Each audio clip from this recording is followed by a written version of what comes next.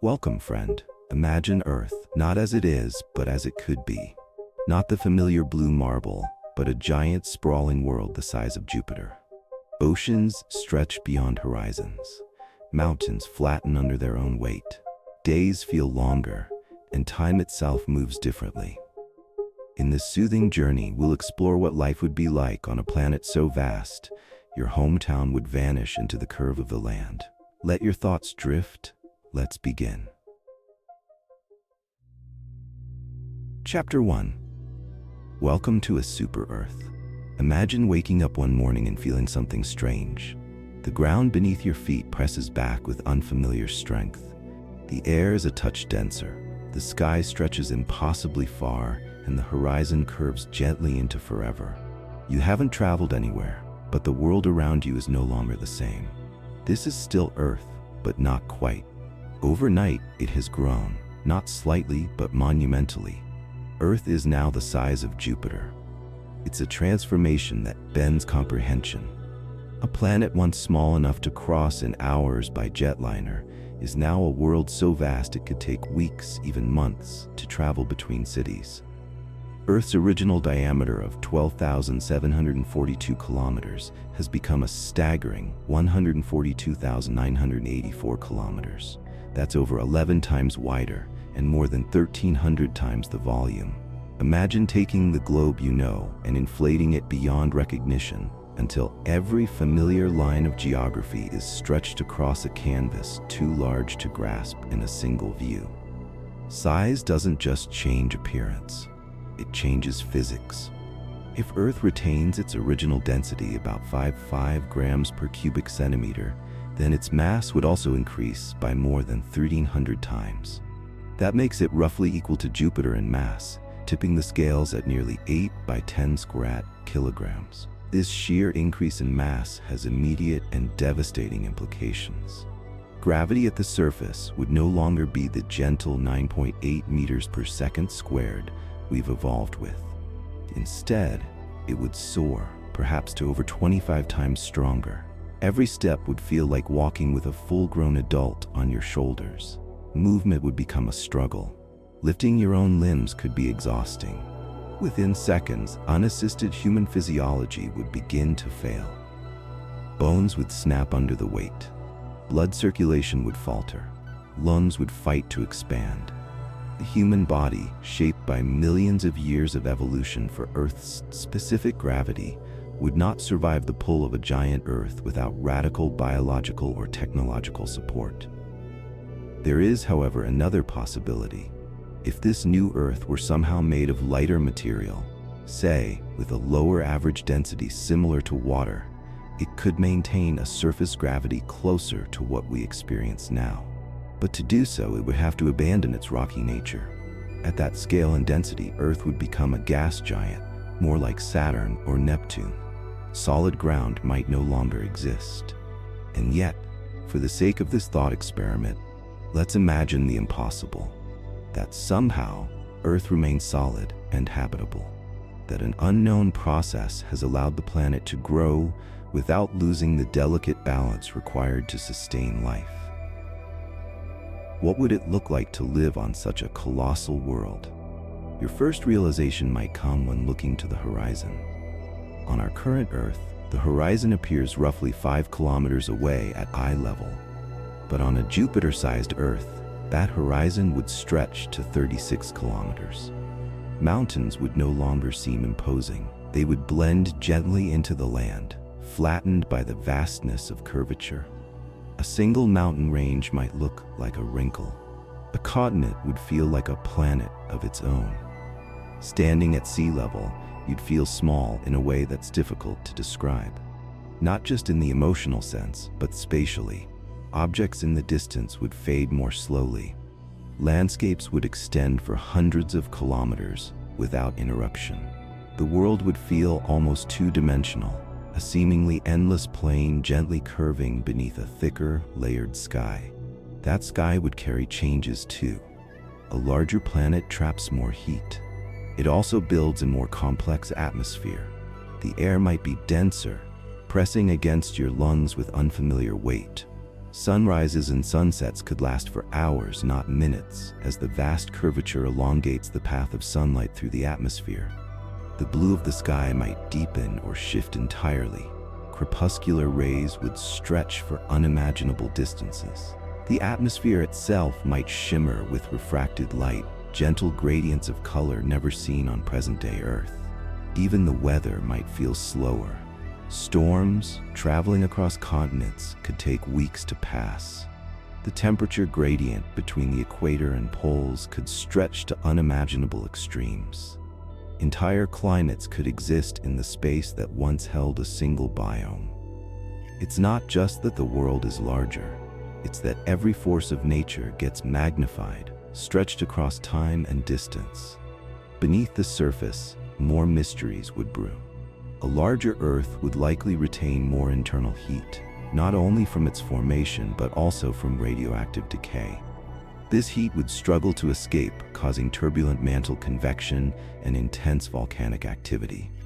The crust might thicken, but it could fracture under strain.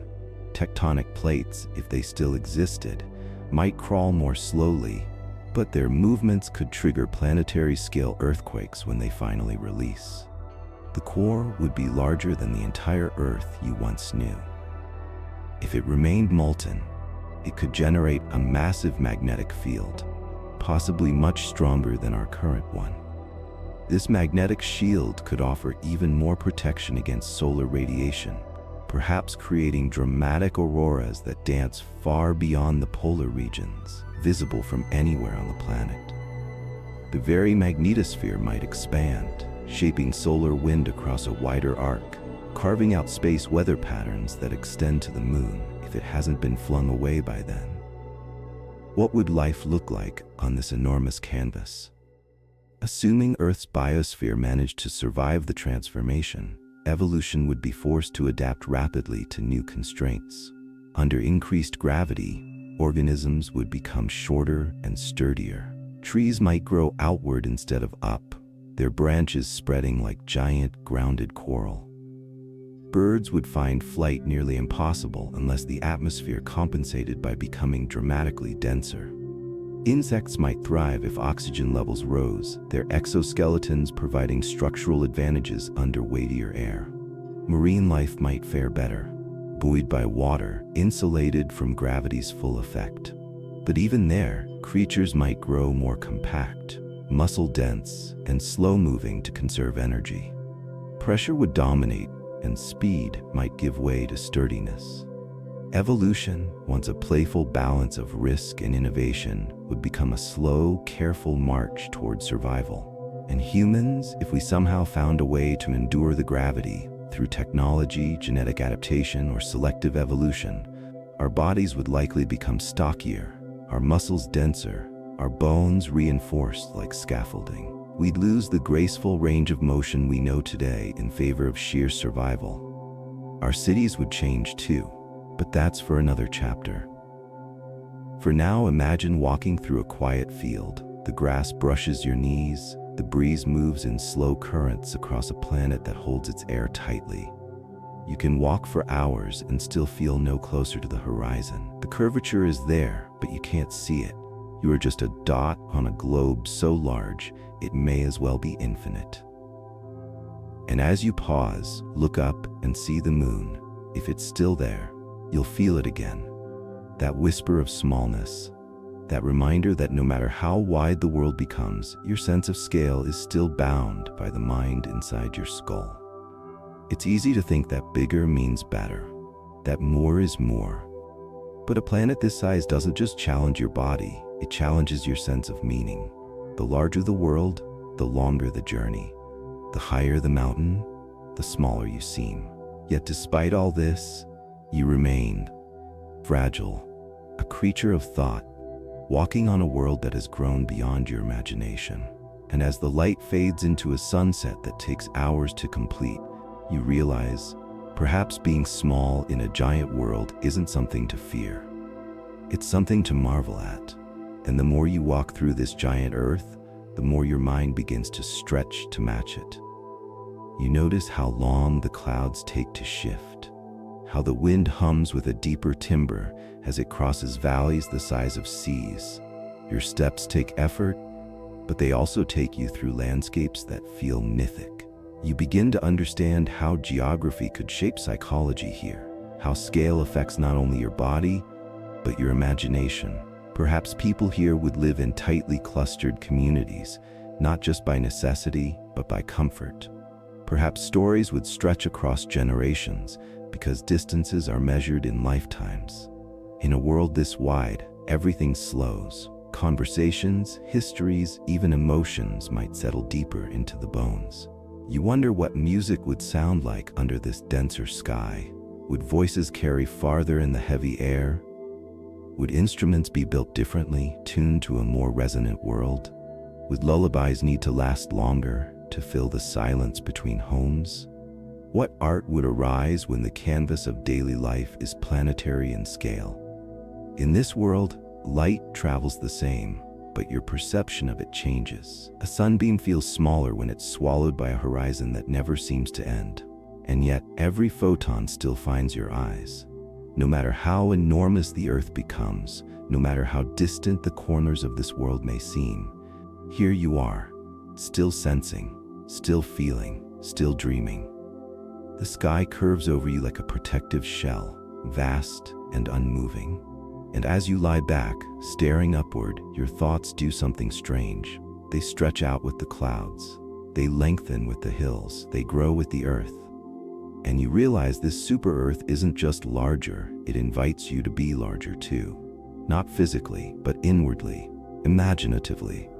Because even when the world becomes too big to hold, you can still hold the wonder of it. Chapter 2. How gravity would change your body. On Earth as we know it, you walk, jump, sit, and sleep under the quiet pull of a gravitational force that's been constant for all of human history. Approximately 9.8 meters per second squared. It's an invisible companion, persistent, familiar, even comforting. It keeps your feet on the ground, your muscles engaged, your bones strong. You were born into it, shaped by it, and bound to it in every way. But on a super-Earth, one the size of Jupiter, that gentle tug becomes something far more commanding. If our hypothetical Earth has expanded in size and mass proportionally, its gravity at the surface would increase significantly. While exact values depend on internal density and structural assumptions, estimates suggest surface gravity could reach 25 to 30 times stronger than what you feel now. That means your 70-kilogram body could suddenly feel like it weighs nearly 2 tons. Let's begin with the implications of such an overwhelming change. The most immediate effect would be a profound sense of heaviness. You wouldn't be able to lift your arms easily.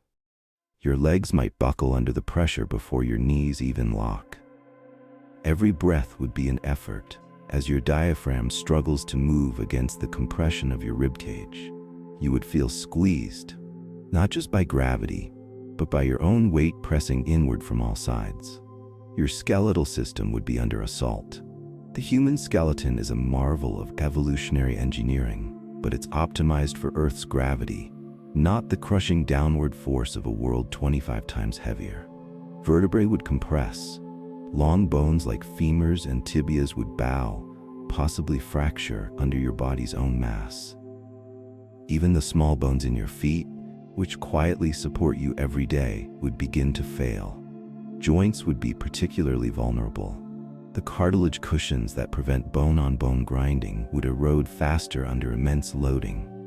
Knees and hips would degenerate in months, if not days. A simple misstep could be catastrophic.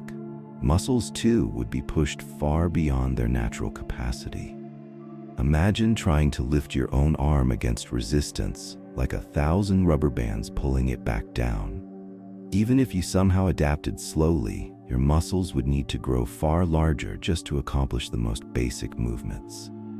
However, the caloric and cardiovascular demand to maintain that level of muscle mass would become unsustainable. And then there's the cardiovascular system. Your heart is a pump. It lifts blood against gravity to your brain with each beat. On a Jupiter-sized Earth, that task becomes Herculean. Blood could begin to pool in the lower extremities. You might suffer dizziness, fainting, or even stroke-like symptoms as oxygen fails to reach the brain efficiently. The heart itself could hypertrophy, enlarging dangerously in an effort to do more work, leading to congestive heart failure in the long term. Capillaries, those tiny vessels where oxygen is exchanged, could rupture under pressure. Eyes would redden. Skin might flush purple. Swelling in the limbs would occur as fluid redistributes in a way your body isn't prepared for. Your lymphatic system, which passively drains interstitial fluid, would stagnate. In time, tissues would begin to break down from the inside out. Even sleep wouldn't bring relief. Lying down in this gravity might prevent full lung expansion, leading to shallow breathing and chronic hypoxia.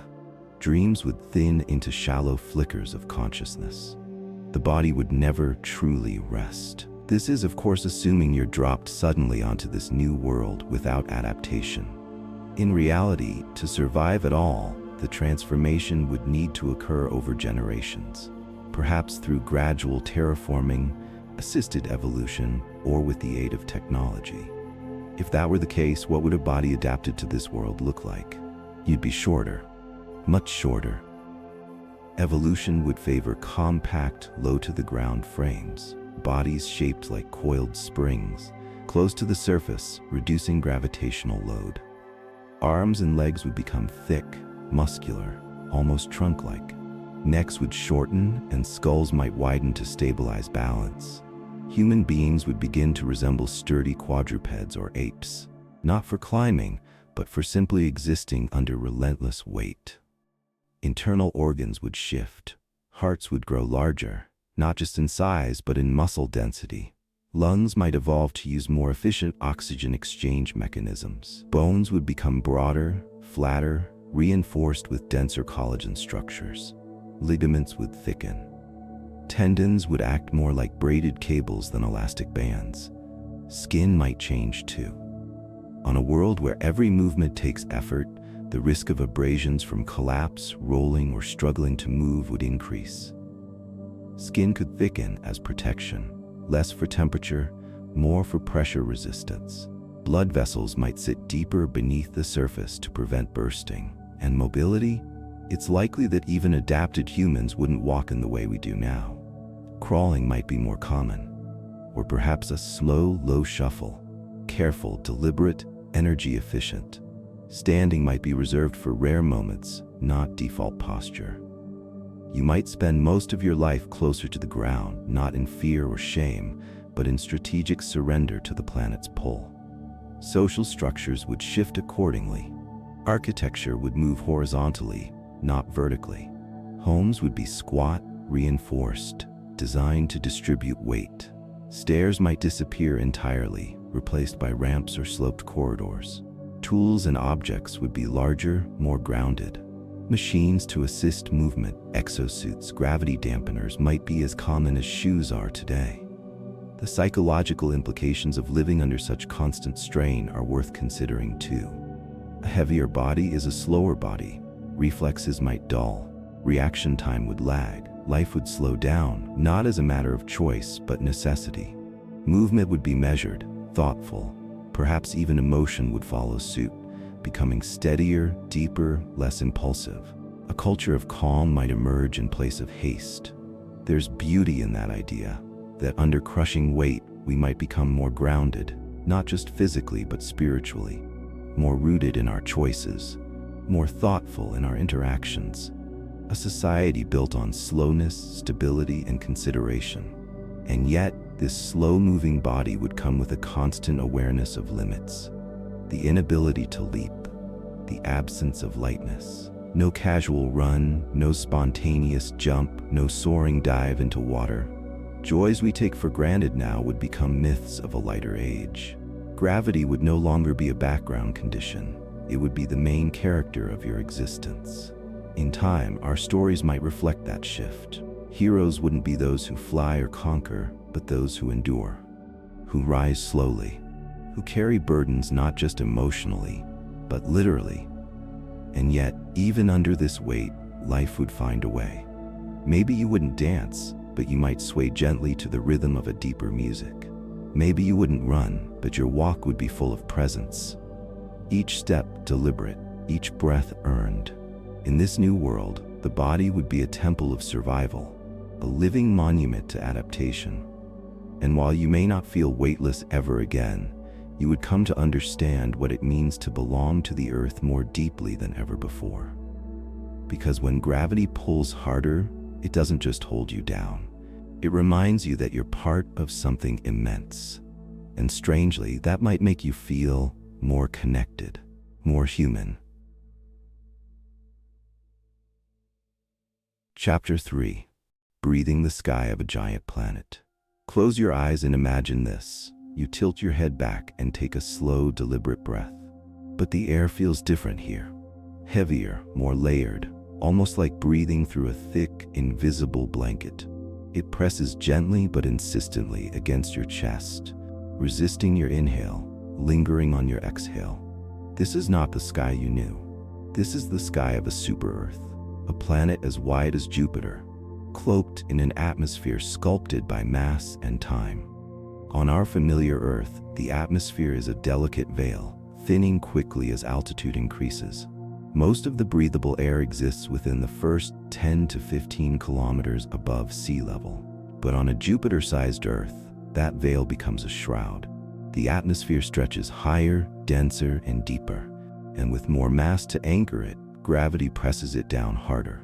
This means more air, more pressure, and likely an entirely different breathing experience.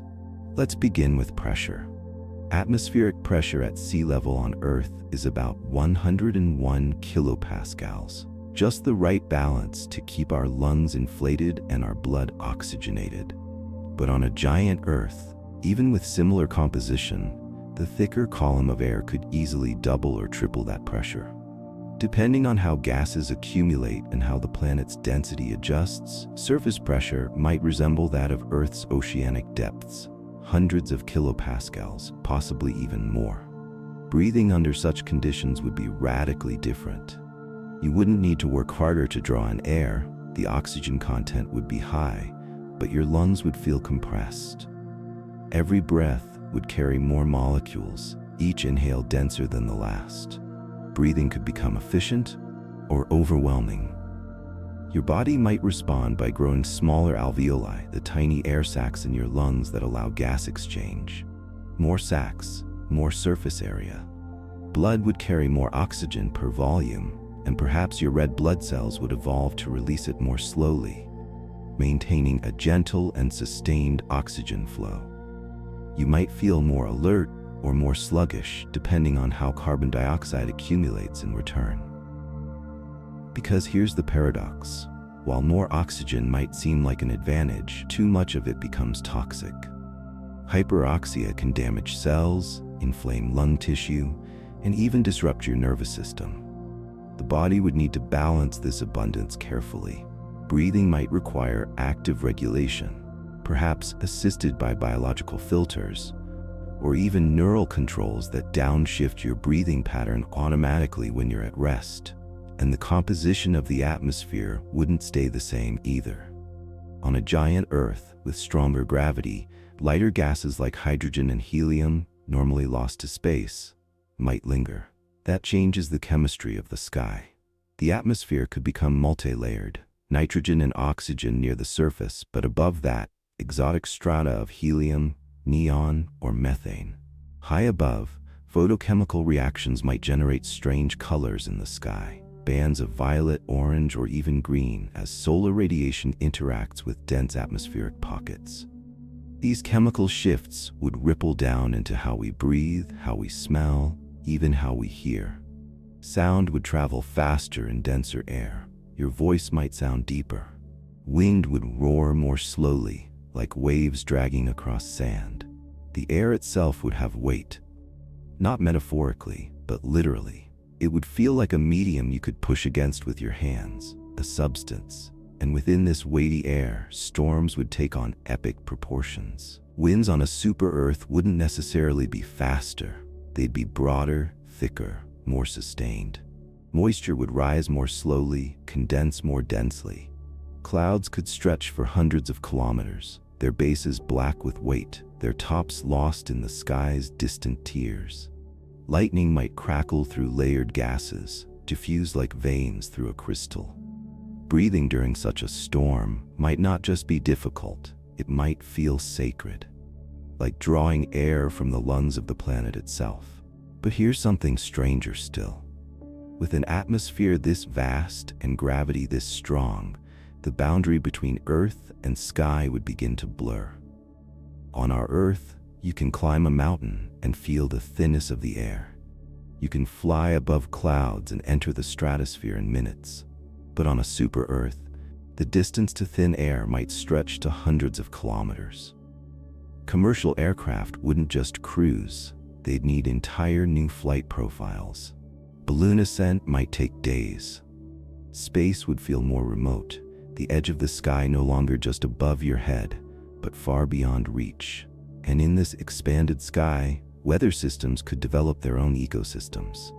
Thunderheads the size of continents, jet streams that twist through layered gases, chemical clouds that cycle through pressure levels. You might have breathable air at sea level, but above, things could shift dramatically.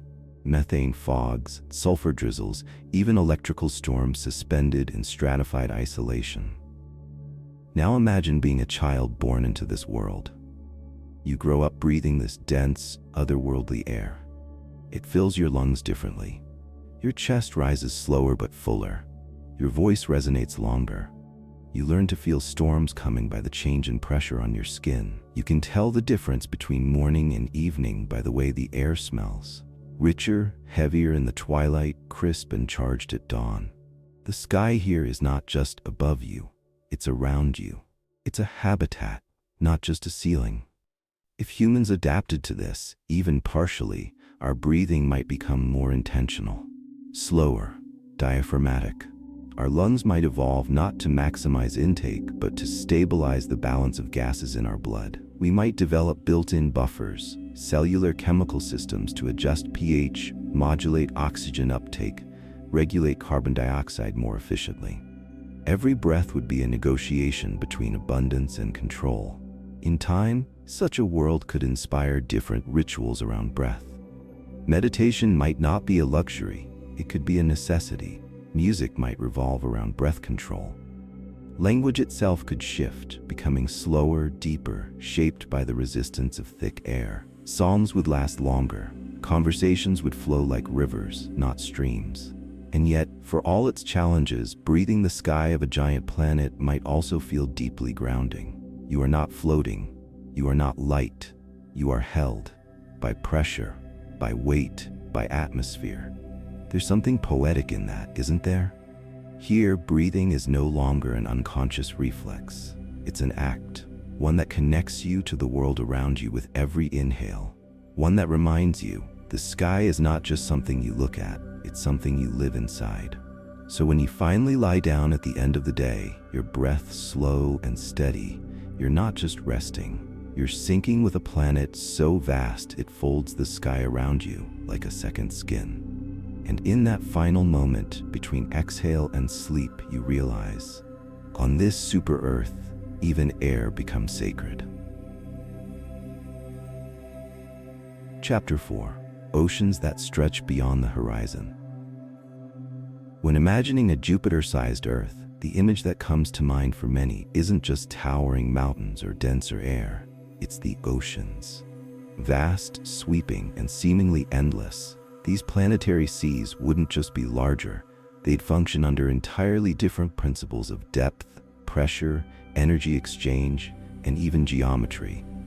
An ocean on a super-Earth would be one of the most powerful and complex systems on the planet, and understanding it requires a closer look at how fluid dynamics, planetary curvature, and gravitational influence scale with size. To start, consider the geometry. The curvature of Earth affects everything from line of sight to water distribution. On our current Earth, the horizon lies roughly 5 kilometers away for someone standing at sea level. On a planet with Jupiter's diameter over 11 times greater, the same observer would see a horizon almost 36 kilometers away. The sea would appear nearly flat to the eye. The curvature would be so gentle across vast distances that oceanic expanses might resemble an infinite sheet of glass, unbroken and borderless. But this illusion masks staggering depth and motion. With increased mass and gravitational pull, the pressure at the bottom of oceans would increase drastically. On Earth, pressure rises by approximately 1 atmosphere, 101 kilopascals, every 10 meters of depth. On a super-Earth with perhaps 25 times Earth's gravity, this gradient would steepen dramatically. The same depth would produce 25 times the pressure. As a result, the structural behavior of water itself might begin to change. Water is a compressible fluid, albeit only slightly under typical Earth conditions. But under extreme gravitational compression, water at the ocean floor could reach densities not normally seen outside deep Earth minerals. In fact, at sufficient pressures, upwards of tens of gigapascals, water begins to undergo phase transitions, entering forms like ice V6, 7, or even X, which are exotic crystalline structures that remain solid at high temperatures due to the intense pressure. This means the deepest regions of a super-Earth's ocean may no longer be liquid at all. Rather than bottomless trenches filled with dark water, the planet might host oceans where the base is solidified high-pressure ice, layered beneath thousands of kilometers of dense, warm liquid. The familiar ocean floor we know could be replaced with an oceanic crust of exotic ice, immovable and strange. Now consider the implications for ocean currents. On Earth, global circulation is driven by a complex interplay of wind, the Coriolis effect, salinity gradients, and temperature differences, what's known as thermohaline circulation. These systems operate in 3 dimensions, moving water across the planet's surface and vertically throughout the water column. On a super-Earth, each of these drivers would be amplified.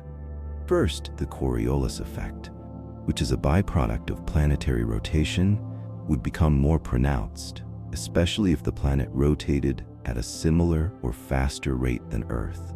Because Coriolis acceleration increases with planetary radius, ocean currents would bend more aggressively, forming sharper gyres and potentially more stable, long-lived eddies. These massive whirlpools could span thousands of kilometers and last for decades.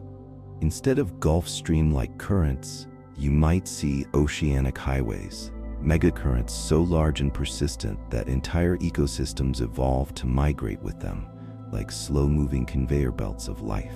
Wind stress on the ocean's surface would also behave differently. While atmospheric density and wind patterns, as discussed in the previous chapter, would likely be thicker and slower, their momentum, once transferred to the ocean, would move much more water. The energy transfer across such an expanded surface area would mean that wave propagation might reach scales never seen on Earth. Tsunamis, for instance, could behave entirely differently. On Earth, they're typically triggered by undersea earthquakes or landslides and travel across basins at hundreds of kilometers per hour. On a super-Earth, a tectonic shift could displace more water due to stronger gravity and thicker crust. But the energy might dissipate differently due to pressure stratification and fluid density variation. Surface waves may still travel far, but they might ride atop kilometers-thick layers of denser water, dampened by the very weight of the atmosphere pressing down from above. Now let's talk about tides. Tidal behavior is governed by gravitational interactions, primarily between the Earth and the Moon, and to a lesser extent, the Sun. If this Jupiter-sized Earth retained a similar moon, the increased mass of the planet would reduce the relative gravitational influence of the Moon. That means smaller, less pronounced tides, assuming all else stays equal. However, if the Moon were closer, or if this planet had multiple moons or a more eccentric orbit, tidal effects could still be significant. Given the increased water volume and stronger gravitational grip, tidal bulges could be broader and slower, sweeping across coastlines like immense oceanic breaths. These could contribute to long, slow cycles of flooding and retreating water, transforming coastlines into vast intertidal zones spanning tens or hundreds of kilometers. In turn, this would radically affect marine and coastal life. Shallow coastal regions, those rich in biodiversity on Earth, might be less common or stretched over wider gradients. Coral reefs, which depend on narrow ranges of light, temperature, and salinity, may either flourish in giant belts around the planet or become rare due to extreme environmental pressures. Additionally, deep ocean life would have to contend with pressures beyond any Earth species' tolerance. Bioluminescent organisms might evolve in even deeper zones, and entire ecosystems could thrive near deep-sea thermal vents, but under conditions so different, their metabolic pathways might not rely on Earth-like biochemistry at all. Speaking of heat, the ocean would also play a critical role in the thermal regulation of the planet. Water has an exceptionally high heat capacity, and on a planet with vast, deep oceans, the thermal inertia would be massive. Seasonal temperature changes, if seasons exist at all, would occur more slowly. Heat absorbed at the equator might take decades to migrate to the poles. This would buffer the planet against extreme climate swings, but also slow recovery from any abrupt climate disruptions like volcanic eruptions or asteroid impacts. Cloud formation over such oceans would also change. With a thicker atmosphere and greater surface area, the ocean would feed enormous hydrological cycles. Precipitation would occur on immense scales. Hurricanes, or the planet's equivalent, might span hemispheres, rotating slowly but with unmatched momentum. Rains would last weeks. Evaporation would rise into atmospheric strata miles thick. The sound of ocean storms might resemble distant thunder amplified across megameters, low, continuous, and deeply resonant. And navigation across these waters, sea travel on a super-Earth would be a feat of both engineering and endurance. The distances involved would be titanic. Traditional ships might not be practical. Travel between continents, if continents even form in Earth-like ways, could take months or even years. Humans, if they existed here, might rely on autonomous oceanic gliders or orbital repositioning for long-range travel. Satellites could track surface currents, megastorms, and gyres from above, guiding vessels through regions of comparative calm. Finally, let's turn to the question of salinity and chemical composition. Salinity plays a crucial role in water's density, circulation, and biological viability. If this super-Earth formed with different chemical abundances, its oceans might have very different salinity profiles. More dissolved minerals from a thicker, geologically active crust could lead to hypersaline zones. Conversely, abundant fresh water from planetary rainfall might produce large brackish seas. Either extreme would challenge familiar life forms, but could support entirely novel biospheres. And with different salinity comes different freezing points. The freezing behavior of water under high pressure and variable salinity would dictate the formation of ice caps, if they exist at all. Icebergs, if they form, might be denser, slower to melt, and laced with deep crystalline layers. This is not just Earth with bigger oceans. This is an entirely new planet, one where the physics of water stretch and shift with the scale of the world itself, where the sea is not just a boundary between lands, but a world-spanning force that shapes climate, chemistry, and life, not with chaos, but with scale. Chapter 5. Mountains too massive to climb. When we imagine a Jupiter-sized Earth, our thoughts often turn upward, to peaks, to spires, to mountain ranges that scrape the sky and define the landscape. But on a planet 11 times wider than Earth, with drastically different gravitational dynamics, mountains would not simply be bigger, they would be governed by fundamentally different limits. Understanding what mountains on a super-Earth would look like begins with a single question: how tall can a mountain actually be? On Earth, the answer is determined by a balance of forces. The taller a mountain grows, the more it weighs. The more it weighs, the more it presses downward against the crust.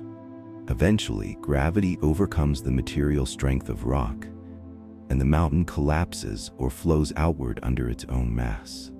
This is known as the maximum mountain height, and it's a function of both gravity and the compressive strength of the planet's crustal material.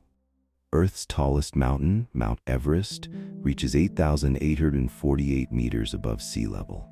But even this height is near the upper limit of what our planet's rocks can structurally support under Earth gravity. Mars, with roughly 38% of Earth's gravity, hosts Olympus Mons, a volcano over 21 kilometers high, because lower gravity reduces the stress imposed on the mountain's base. But now imagine a planet with 25 to 30 times Earth's gravity. Under such conditions, the maximum allowable height of a mountain drops dramatically. As gravity increases, the maximum height a mountain can reach becomes smaller. On a super-Earth, theoretical calculations suggest that mountains might not rise much more than 3 or 4 kilometers before collapsing under their own weight. This means that on a Jupiter-sized Earth with proportionally increased mass, tall mountains simply wouldn't exist. Not in the way we know them. Instead of sharp towering peaks, the planet would be dominated by broad, low-lying ranges with slopes that stretch for hundreds of kilometers but rarely rise high above the surrounding terrain. Tectonic processes wouldn't stop, of course. Plate boundaries would still generate uplift, volcanic activity, and crustal deformation. But the stress generated by rising rock would quickly be redistributed laterally. Mountains would grow wide, not tall, flattened by their own weight before they could ever become dramatic silhouettes on the skyline. The visual result would be alien to our expectations. Picture enormous domes of land rising slowly over hundreds of kilometers, plateaus spanning regions the size of entire Earth nations, basins and folds, not cliffs and ridges. And even the largest elevation gains might be no more than 2,000 meters, far less than Earth's most iconic peaks. This phenomenon isn't limited to elevation alone. The composition of the crust also plays a vital role. On Earth, the crust is relatively thin, about 35 kilometers under continents and 5 to 10 kilometers under oceans. But on a more massive world, the increased gravitational compression would likely result in a thinner, more ductile crust, especially in high-pressure regions. Crustal material could become plastic, deforming gradually under pressure rather than cracking sharply. This would further prevent the accumulation of height and promote horizontal spreading of geological uplift. Volcanoes, too, would change. The formation of volcanic mountains depends on pressure-driven magma rising to the surface and erupting in layers. But on a planet with increased gravity, that rising column of magma would face a much stronger downward pull. Volcanic eruptions might be less explosive and more effusive, forming wide, shallow shield volcanoes like those on Mars or the Moon, but even flatter. The added gravity would act like a lid on volatile gases, suppressing pyroclastic surges and promoting slow, syrupy lava flows that could stretch for hundreds of kilometers without ever forming steep cones. And because the crust would be compressed, magma chambers may be shallower, closer to the surface, resulting in more frequent but less violent eruptions. This would further shape landscapes into sprawling lava plains, rather than vertically dramatic topography. In terms of material transport, gravity would also affect erosion, sedimentation, and slope stability. Landslides on a super-Earth would initiate more readily because the force pulling mass downslope is directly proportional to gravity. Slopes would rarely exceed a certain critical angle, and when they did, failure would occur rapidly and extensively. This would produce terrain dominated by smooth transitions rather than jagged relief. The classic V-shaped valleys and craggy cliffs of Earth would be replaced with broad alluvial fans, long talus slopes, and rolling foothills. Sediments transported by gravity-driven flows, such as rivers, glaciers, and mudslides, would accumulate in flatter deltas and wider basins. Even fluvial erosion would change character.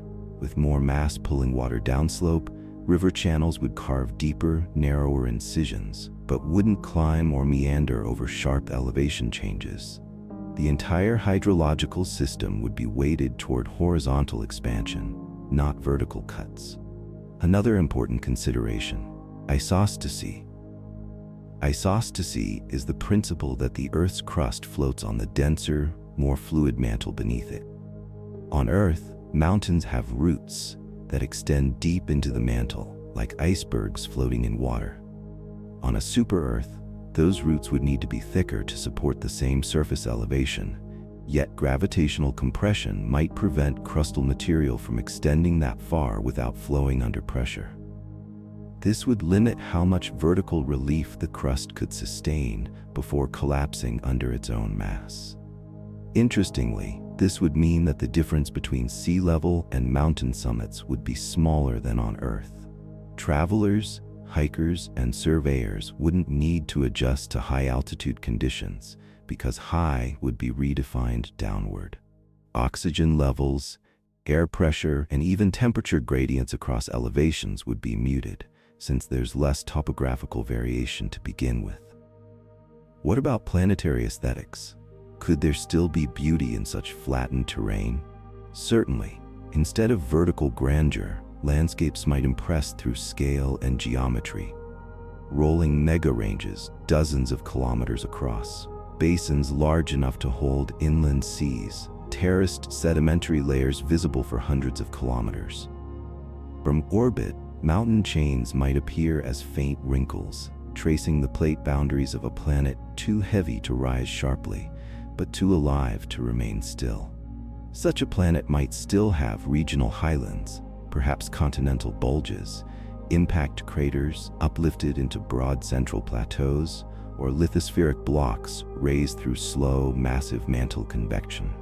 But again, these would resemble plains with perspective, not towers in the clouds. From a scientific standpoint, this would offer remarkable opportunities to study large-scale tectonic dynamics in slow motion. The diffusion of heat through such a thick mantle, the interplay between crustal flexibility and gravitational compression, the evolution of landforms in a regime where stress is omnipresent but elevation is capped. And if human-like beings lived on such a planet, their experience of climbing would differ fundamentally.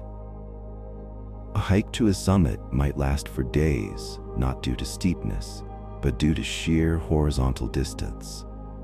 The concept of a peak could be cultural rather than geographical, a symbolic high point rather than a literal one. Entire civilizations might build sacred architecture or observatories on hills barely 1,000 meters high, simply because they are the highest natural structures for thousands of kilometers around. What we consider a mountain might be, to them, a near impossible ascent, because climbing even a modest incline under such gravity could be a monumental task. Engineering structures above a certain height would require massive foundational supports, perhaps limiting vertical construction and enforcing ground-hugging architecture across civilizations.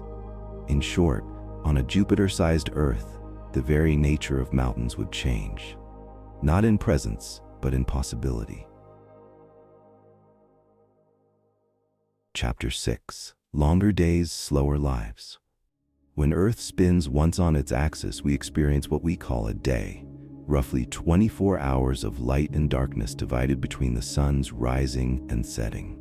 But this daily cycle is not fixed by nature's laws. It's an outcome of Earth's size, mass, angular momentum, and the conditions present during its formation.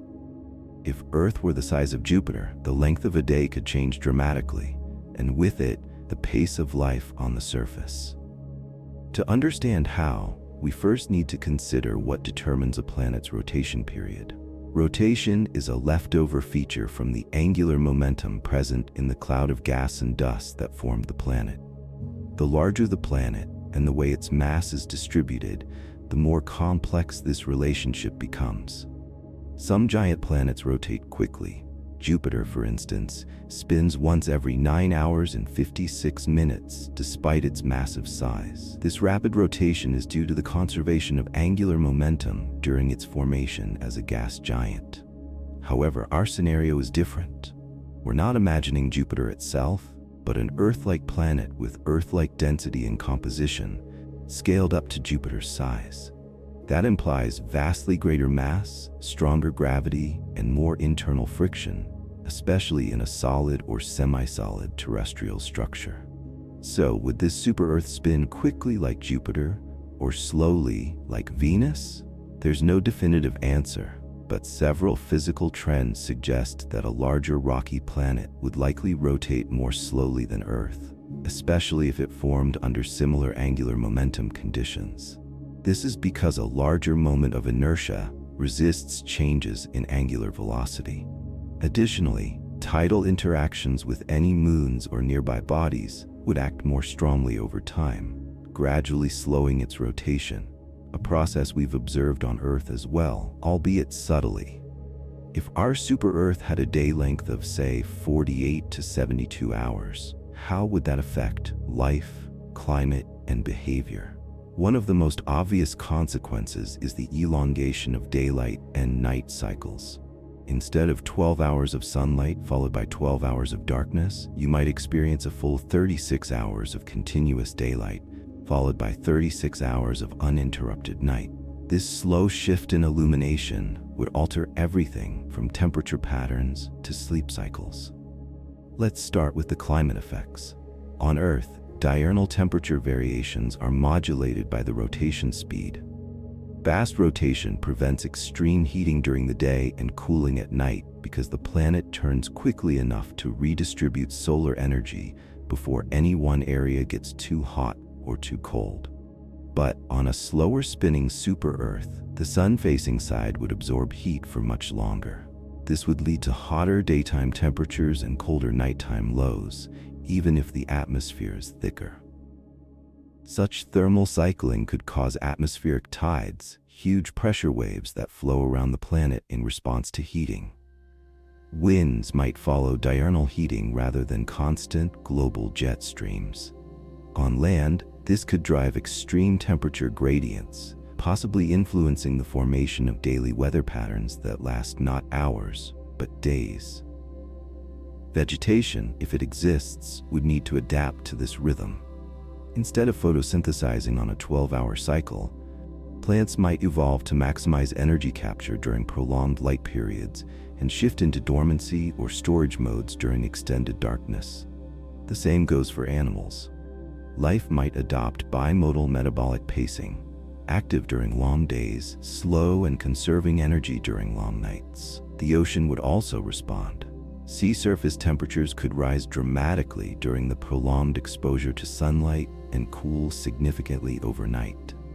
This could amplify regional monsoons as heated land masses draw moist air inland during the day cycle and then release cold air seaward at night. Marine currents might adopt tidal-like patterns synchronized not with gravity, but with the slow rhythm of planetary rotation. There's also the matter of Coriolis effects. The Coriolis force is a product of planetary rotation and plays a major role in directing wind and ocean currents. On Earth, it helps shape cyclones, trade winds, and weather systems. On a slower spinning Earth, the Coriolis effect would be weaker. This means fewer spiraling storms, less distinct weather bands, and possibly a more direct flow of air masses from equator to poles and back. This would result in climate zones that are more latitudinally organized, with broad, slow-moving cells of warm equatorial air and cold polar air. The atmosphere might exhibit more meridional circulation, moving air north to south rather than east to west, producing a different style of weather and precipitation entirely. But beyond meteorology, what would this slower spin mean for living creatures?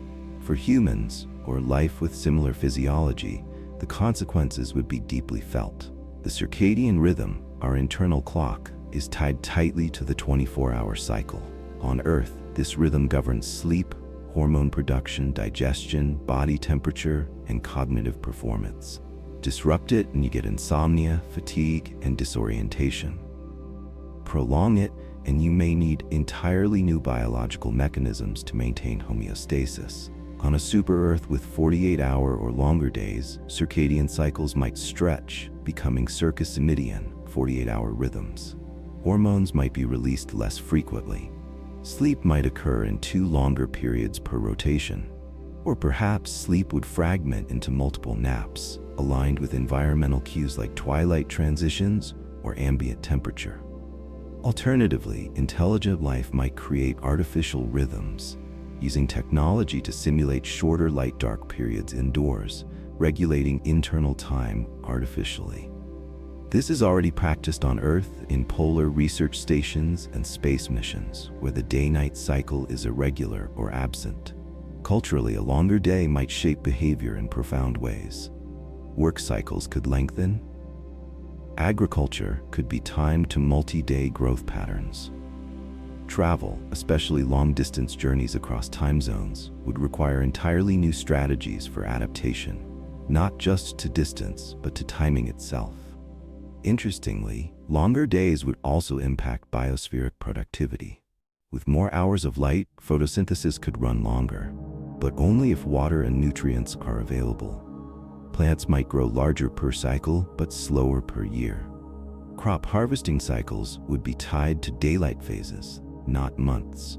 Instead of weeks between planting and harvesting, it might be days, or conversely, extended single harvests per ultra-season. Now consider the night.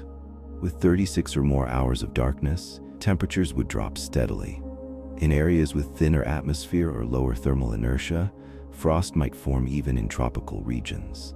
Creatures adapted to night would need enhanced low-light vision, deeper energy reserves, and the ability to slow metabolism. Entire ecological niches could evolve around the cold dark, creatures that emerge only in the deep hours before dawn, capitalizing on still air and reduced competition. This longer planetary rhythm would redefine time itself. Years, based on orbital periods, might still last the same, but the concept of a day, the fundamental time unit for Earth life, would stretch and distort. Human language might evolve to refer to sun cycles instead of days, or divide time by light periods and dark phases.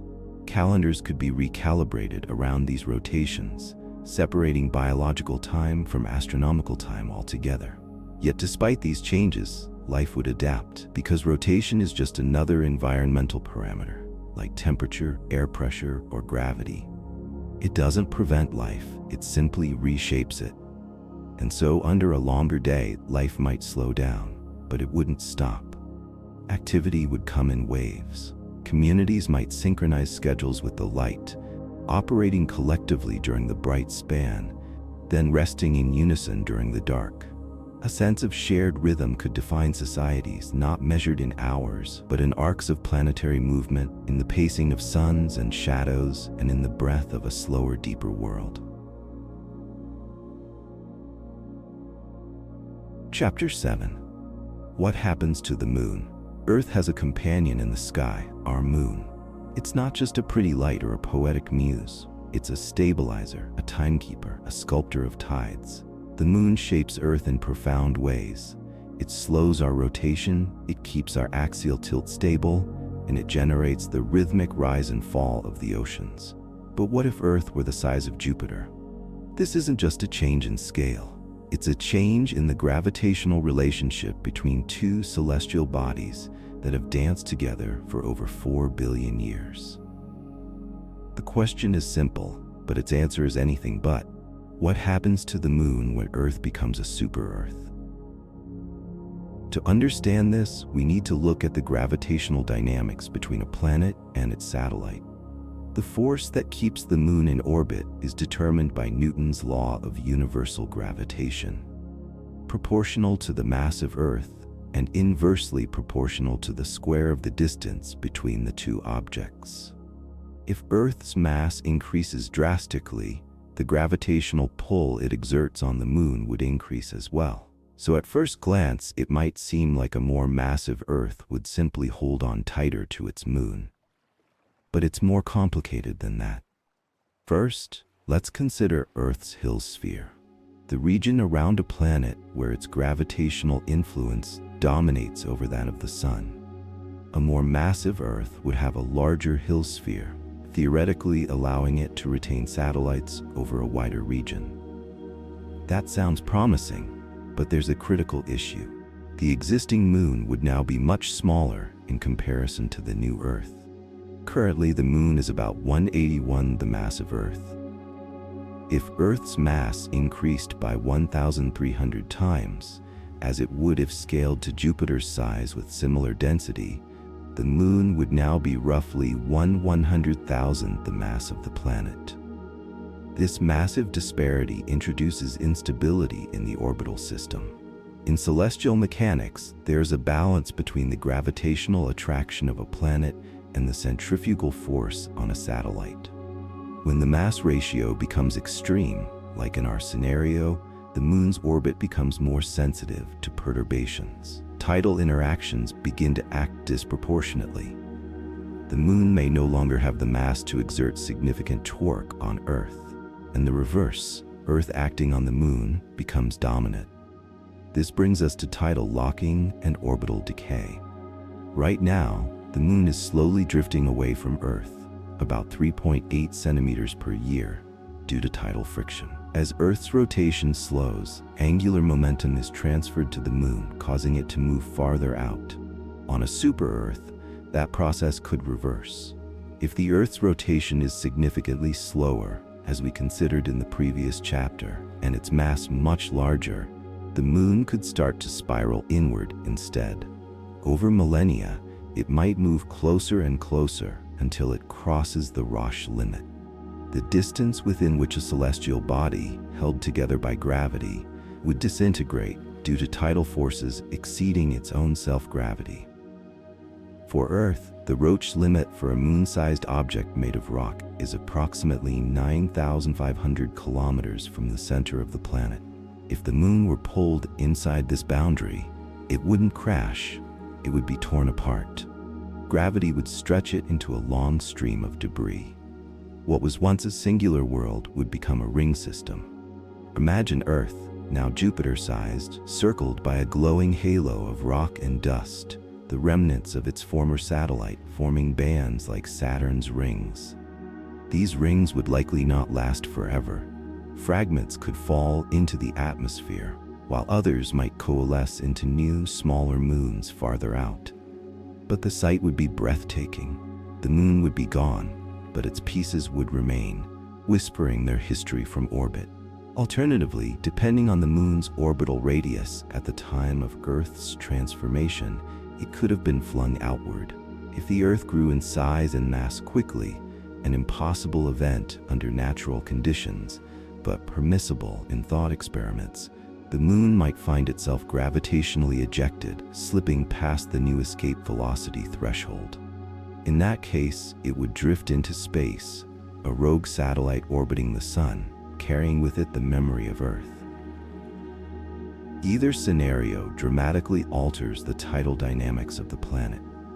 Without the moon, or with a disintegrated one, tides would be solely driven by the Sun, which exerts only about 46% the tidal force of the moon.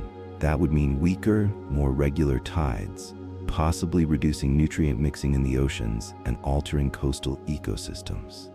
Marine life, particularly intertidal species that evolved to handle dramatic fluctuations in water levels, would need to adapt or vanish. But tides aren't the moon's only contribution to Earth's habitability. One of the lesser-known but vital roles of the moon is stabilizing Earth's axial tilt. Our planet is tilted at 23.5 degrees, which gives us seasons. But that tilt is not fixed.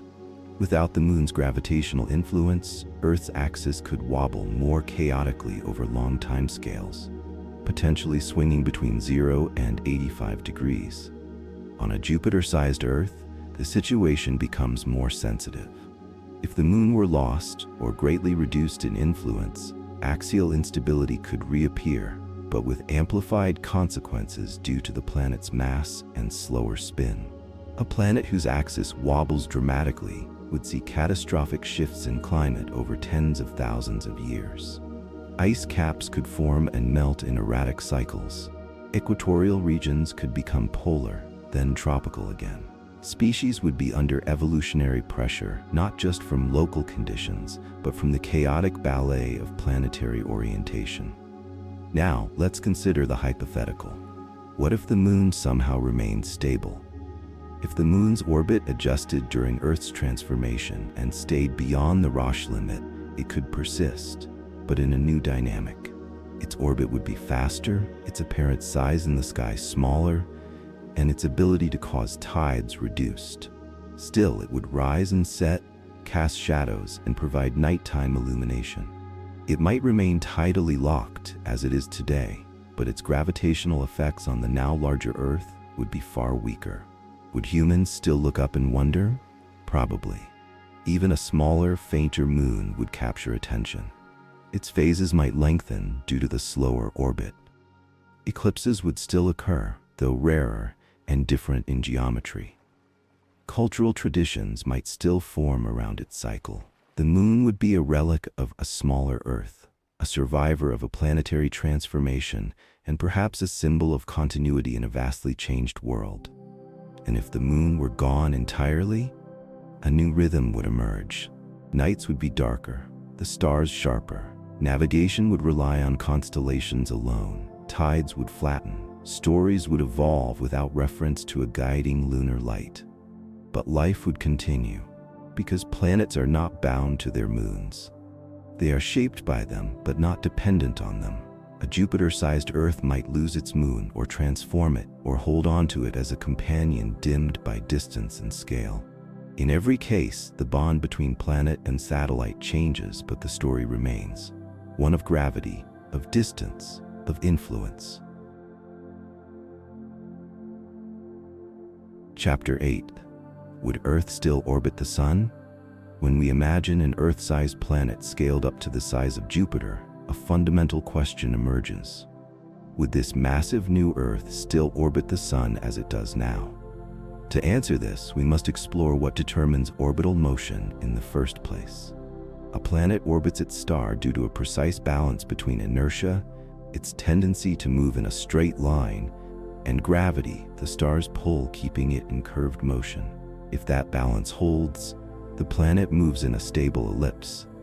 Change the planet's mass, though, and you risk perturbing the delicate mechanics of the solar system. But here's the first surprising truth. In a two-body system, just the Earth and the Sun, Earth's mass has almost no effect on its own orbit.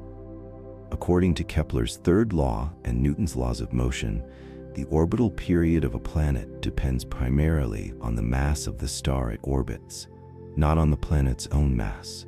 That's why Jupiter, despite being 318 times more massive than Earth, still orbits the Sun at a predictable distance, about 778 million kilometers, with a period of roughly 11.86 Earth years. So, hypothetically, if you enlarged Earth to Jupiter's size and placed it in the same orbital path around the Sun, 149.6 million kilometers away, it would continue orbiting the Sun almost exactly as it does now. The gravitational pull from the Sun would still be overwhelmingly dominant. The Sun makes up over 99.8% of the solar system's mass. Earth, whether small or large, is a passenger in its gravitational grip. But while Earth's own orbit wouldn't shift dramatically just from changing its mass, the consequences would ripple outward through the rest of the solar system. A Jupiter-mass Earth would now exert a much greater gravitational influence on nearby celestial bodies, particularly on the Moon, other planets, and small bodies like asteroids and comets. Let's start with the inner planets, Venus and Mars. Currently, Earth and Venus maintain a relatively stable orbital resonance with minimal gravitational interference. But a more massive Earth would begin to exert noticeable perturbations on Venus's orbit. Over long timescales, these interactions could lead to orbital drift or even resonance locking, where the two planets' orbits become rhythmically tied together. Mars, too, could experience subtle shifts in its path. Even more interesting are the Lagrange points, the 5 gravitational balance points that exist in the Earth-Sun system. These points are where the gravitational pulls of Earth and the Sun exactly cancel out, allowing small objects to hover in stable or semi-stable configurations. These locations are currently home to a few minor asteroids and satellites. With a more massive Earth, the size and position of these Lagrange points would shift, and their gravitational stability would increase. This might make them more suitable for capturing asteroids or even forming small moonlets over time. L4 and L5, the stable Trojan points, could accumulate more material as Jupiter's Lagrange points have. Earth might even acquire Trojan asteroids, objects sharing its orbit at a safe distance ahead and behind. Then there's the question of the asteroid belt. Earth is located far from this zone, but its increased mass could reach across millions of kilometers, perturbing objects in the belt and potentially increasing the number of asteroids crossing into the inner solar system. It's unlikely to destabilize the belt itself. That role is already taken by Jupiter, but Earth's influence would no longer be negligible. Now let's shift from orbital mechanics to orbital safety. In the current solar system, Jupiter plays the role of a gravitational shield. Its immense mass captures or deflects comets and asteroids that might otherwise threaten the inner planets. With Earth now matching that mass and placed much closer to the Sun, its gravity well could act as a secondary deflector, altering the trajectories of objects that slip past Jupiter. This might make Earth a more protected world, but it could also redirect threats toward other inner planets, or even pull in comets on long looping orbits, increasing the chance of impact events. Its strong gravity could act as both a shield and a magnet, depending on timing and trajectory. There's also the impact on Earth's orbital neighbors, especially Mercury. Mercury is already the most dynamically unstable planet in the solar system. Its orbit precesses in a complex way, influenced by both the Sun and Venus. A more massive Earth would contribute significantly to that instability.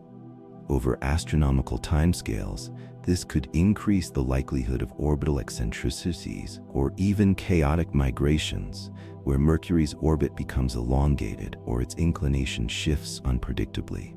But the biggest orbital concern is not Earth's motion itself, it's Earth's interaction with other planetary systems. In multi-body systems, mass concentration can lead to resonant chains, configurations where the orbital periods of planets lock into synchronized ratios. These are observed in exoplanetary systems and in the Galilean moons of Jupiter. A more massive Earth could introduce new resonances or disrupt existing ones. Take, for instance, the Earth-Mars-Jupiter sequence. Right now, these planets move independently enough to maintain long-term stability. Add a Jupiter mass Earth, and the system becomes more coupled. Small perturbations could amplify over time, potentially leading to orbital migration of one or more planets. Mars might slowly drift outward or inward, destabilized by Earth's growing gravitational reach. It's even possible, in extreme models, for massive planets to cause orbital ejections, where smaller bodies are slingshot out of the system entirely. Though unlikely in our case, the gravitational pull of a new super-Earth could have cascading effects over billions of years. Then there's the influence of Earth's increased escape velocity. Escape velocity is the speed needed to leave a planet's gravitational influence entirely. For Earth, it's currently about 11.2 kilometers per second. A Jupiter-sized Earth, assuming proportional mass increase, would have an escape velocity of about 60 kilometers per second. This changes everything about space travel and satellite design. Orbiting the planet would require far more energy. Launching missions to the Moon or to other planets would demand propulsion systems far beyond today's chemical rockets.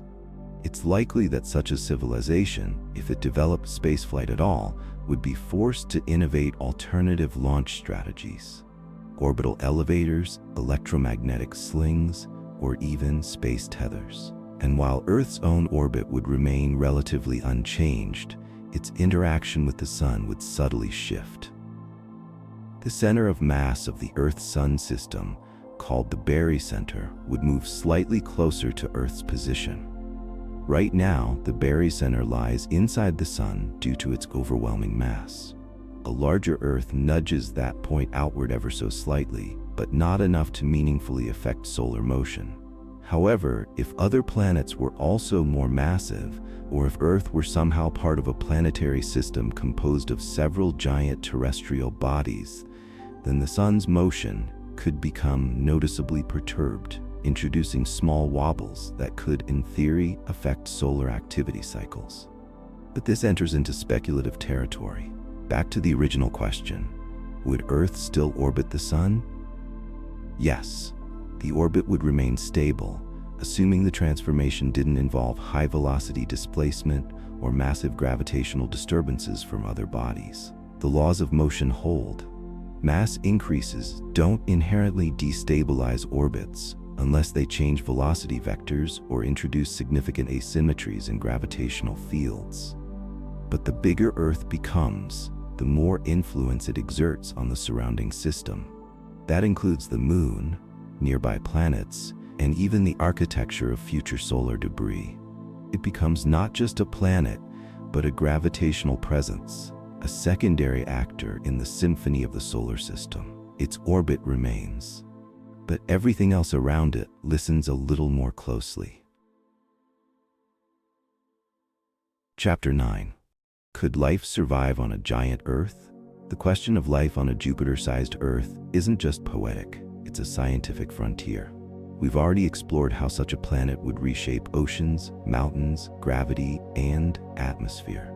Now we focus on the central issue. Could a planet this large sustain life? And if so, what kind? To answer that, we need to examine the core conditions that life requires: energy availability, chemical accessibility, structural stability, and evolutionary adaptability, and ask how they scale with planetary size. Let's begin with the basic thermodynamic requirement: energy. On Earth, the Sun provides the bulk of surface energy. Even at a distance of 150 million kilometers, solar radiation drives climate, powers ecosystems, and warms the surface to habitable temperatures.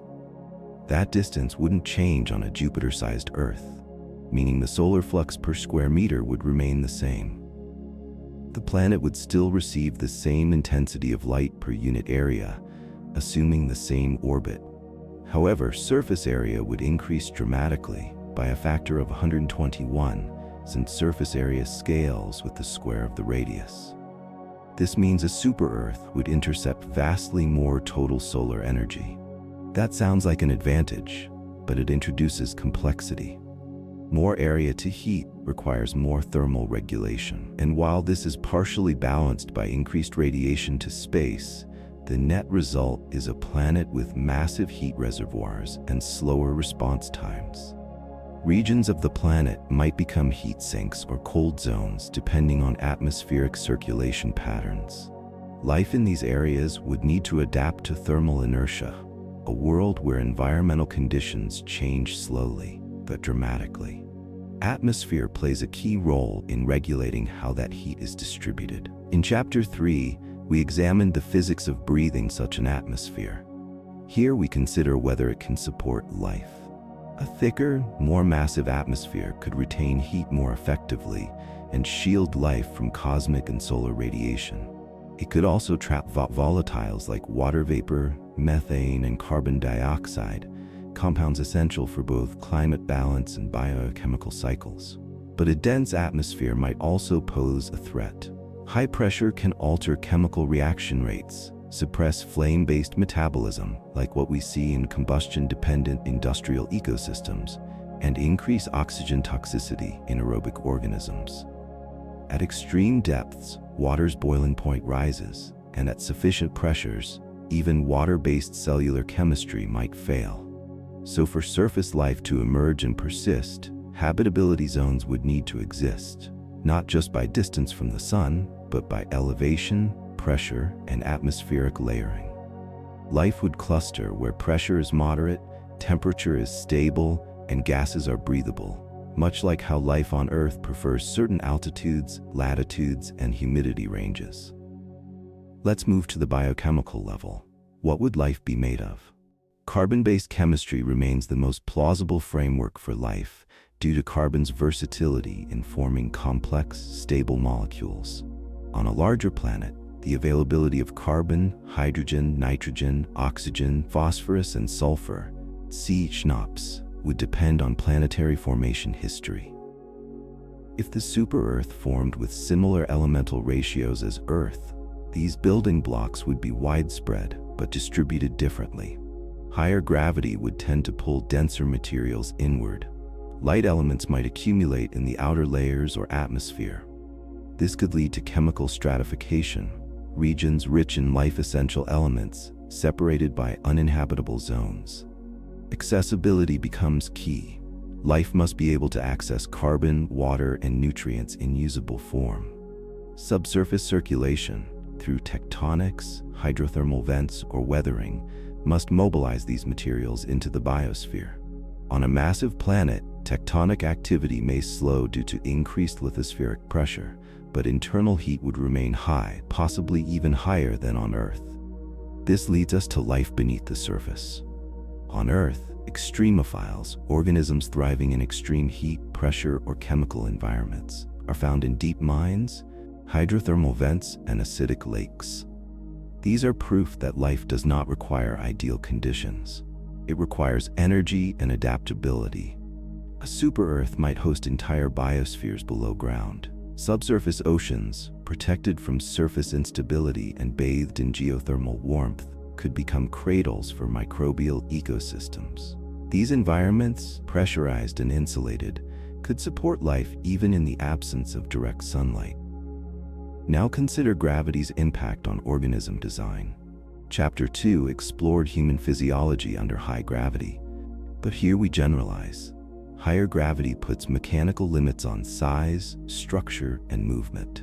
Organisms would likely be shorter, broader, and more robust. Skeletons or structural analogs would be thicker. Movement would be slower and more energy efficient. Flying life forms would be rare unless atmospheric density increases to the point where buoyancy compensates for gravity. Swimming organisms could thrive more easily as water supports mass. This suggests oceanic or aquatic biospheres would dominate, at least early in evolutionary history. Photosynthetic life could exist on land, assuming access to light and water, but would face challenges. Taller plants might not evolve due to the difficulty of moving fluids vertically. Instead, life might sprawl outward, flat, mat-like vegetation with high surface area to volume ratios for optimal light capture. Then there's the issue of reproduction and evolution. The pressure of adaptation would be immense. On such a large planet, environmental gradients, temperature, pressure, salinity, would be broader and more persistent. This could slow the pace of evolutionary change in some regions while accelerating it in others. Niche specialization would become common. Microclimates and microecologies might support completely different species only a few kilometers apart. However, the immense scale might also limit genetic exchange. On Earth, gene flow across populations helps maintain biodiversity. On a super-Earth, vast distances, gravity-imposed movement limits, and isolated biospheres could fragment gene pools, encouraging localized speciation and endemism. Let's also address planetary hazards. Increased gravity might reduce asteroid impact frequency due to stronger atmospheric shielding and gravitational deflection. But when impacts do occur, the energy released would be catastrophic. A large planet's gravity would accelerate incoming objects more, increasing impact velocity and thermal load. Recovery from extinction-level events could take longer in such a slow-evolving biosphere. Still, life's tenacity is legendary. And that brings us to the biggest question. Would intelligent life arise? It's possible, but not guaranteed. The emergence of intelligence is contingent not just on biology, but on ecological complexity, evolutionary pressures, and environmental stability. A super-Earth with sprawling ecosystems, vast isolated zones, and diverse microenvironments might foster intelligence in several regions, or in none at all. Communication across such a planet would be difficult. Gravity would limit travel. Mountains and oceans would stretch endlessly. Civilizations might remain isolated for millennia, evolving in parallel, unaware of one another. Cultural divergence would be the rule, not the exception. If intelligence did evolve, it would adapt to the planet's unique challenges. Technology might emerge not from metallurgy, but from chemistry or biology. Construction would favor low-pressure distributing architecture. Transportation might focus on buoyancy or tunneling. Energy generation could prioritize geothermal heat or atmospheric dynamics over combustion. But intelligence, as we define it, isn't a requirement for a biosphere. What matters more is resilience, the ability to persist, adapt, and thrive under planetary scale constraints. So could life survive on a giant Earth? Yes.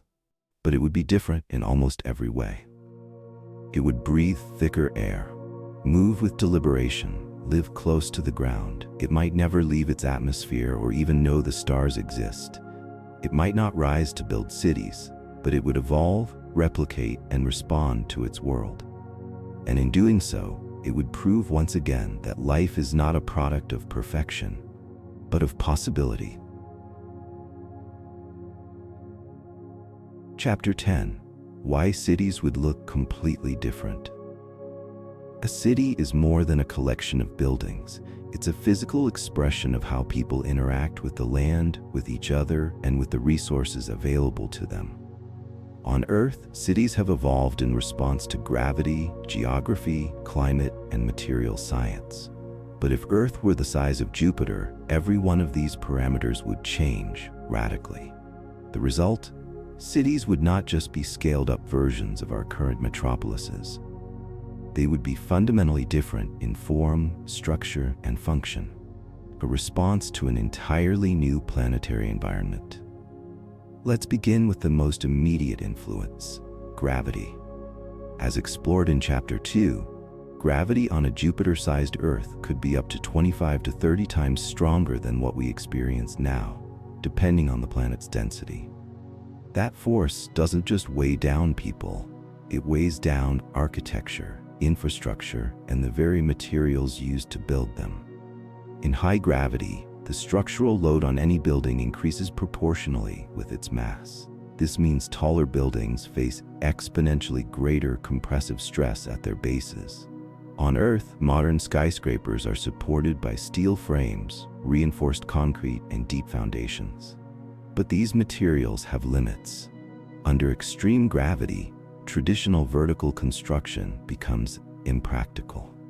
The tallest skyscrapers on a super-Earth might be no more than a few stories tall before structural failure becomes a risk.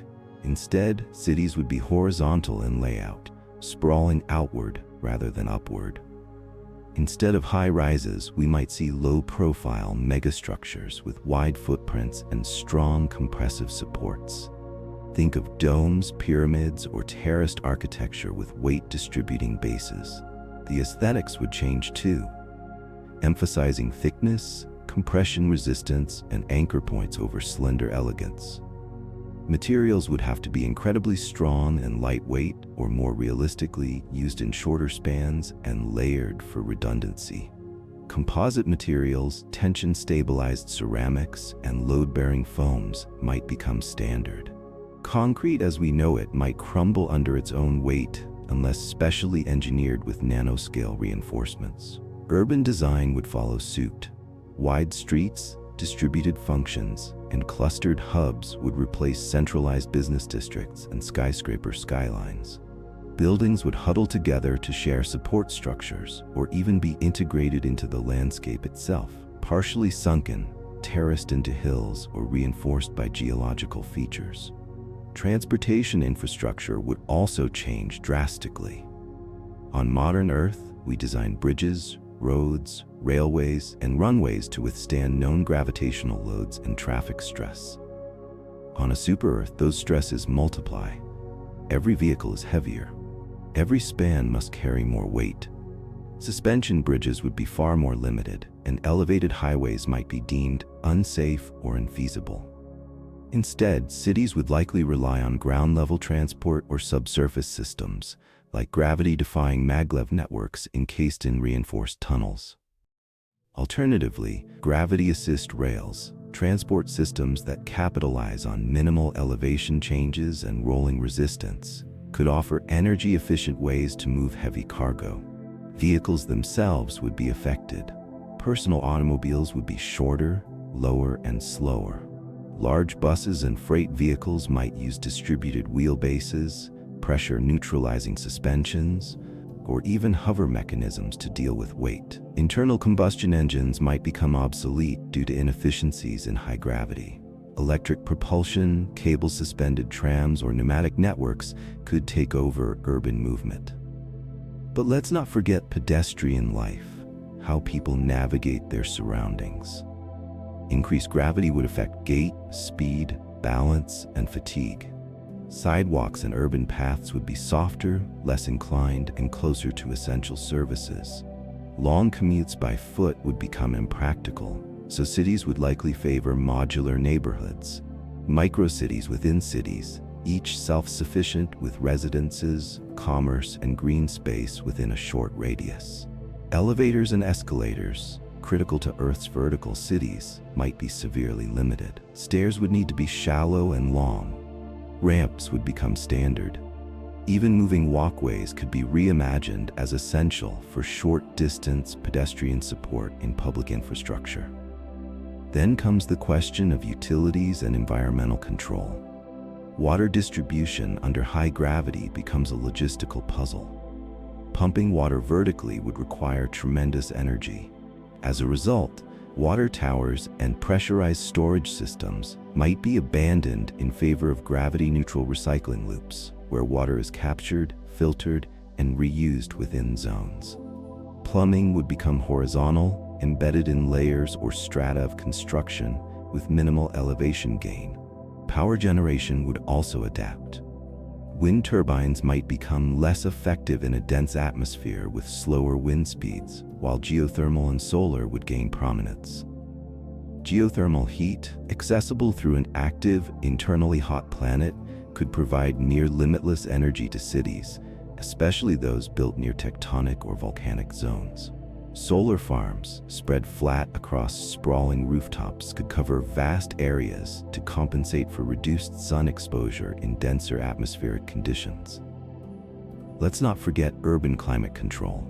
A planet of this size would have immense atmospheric pressure, thicker air, and longer days, as discussed in Chapter 6. Cities would need to manage heat buildup, humidity, and slow diurnal shifts. Buildings might be insulated not for cold, but to manage internal thermal inertia, trapping or shedding heat strategically. Urban architecture would integrate passive thermal regulation, heat-dispersing materials, deep thermal wells, reflective roofs, and smart shading systems. Vegetation, especially low, mat-like, pressure-resilient flora, could be used for rooftop gardens, ground cooling, and atmospheric filtration. City planners would also contend with air quality and acoustic dynamics. In a denser atmosphere, sound travels farther and more efficiently. Cities might experience amplified noise pollution unless carefully designed. Walls, partitions, and green belts could serve as acoustic dampeners, helping to restore urban tranquility. But now let's consider the larger scale: regional planning and intercity connections. Distances on a Jupiter-sized Earth are vast. Circumference alone increases by over 11 times. Traveling from one city to another could take weeks by land, even with advanced technology. As a result, urban settlements would become more isolated, or at least more self-sufficient.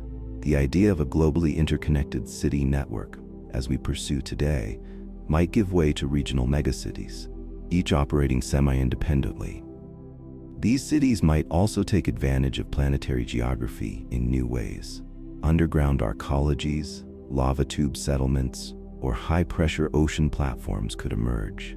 In extreme regions, pressurized domes, buried vaults, or semi-submerged eco-cities could allow life to persist where gravity and pressure make surface living difficult. And that brings us to the socio-cultural dimension of city life. Architecture reflects culture, so how would people build meaning into such constrained physical forms? In a world where vertical monuments are difficult and mobility is limited, cities might find identity in patterns, textures, and materials rather than height. Mosaics instead of skyscrapers. Color-coded zones instead of towering skyline silhouettes. Massive communal halls, integrated amphitheaters, and garden sanctuaries would replace high-rise offices and penthouse apartments. Light, especially during long day-night cycles, would become an art form. Cities could orchestrate seasonal lighting displays, bioluminescent pathways, and tunable sky reflectors to manage mood and productivity. Nighttime would be less about darkness and more about thermal management, rest cycles, and biosphere balance. Even timekeeping and scheduling might shift. Rather than a 24-hour rhythm, cities might organize themselves around sunrise to sunset arcs, which could last dozens of hours. Public lighting, transportation frequency, and shift work would adapt to this new cadence. Cities might operate in waves of activity, zones waking and sleeping in sequence to prevent overloading transit or power grids. Despite all of this, the most important feature of cities, connection, would endure. Whether underground, underwater, or spanning kilometers of pressure-adapted architecture, cities would continue to bring people together. Not vertically, not in narrow corridors, but in wide plazas, protected commons, and deeply rooted structures that reflect the reality of their world. Chapter 11. How our cultures might evolve on a bigger planet. Culture doesn't exist in a vacuum. It emerges from the friction between human needs and planetary realities. Geography, climate, terrain, and resource distribution all shape how communities organize, how ideas spread, and how traditions take root.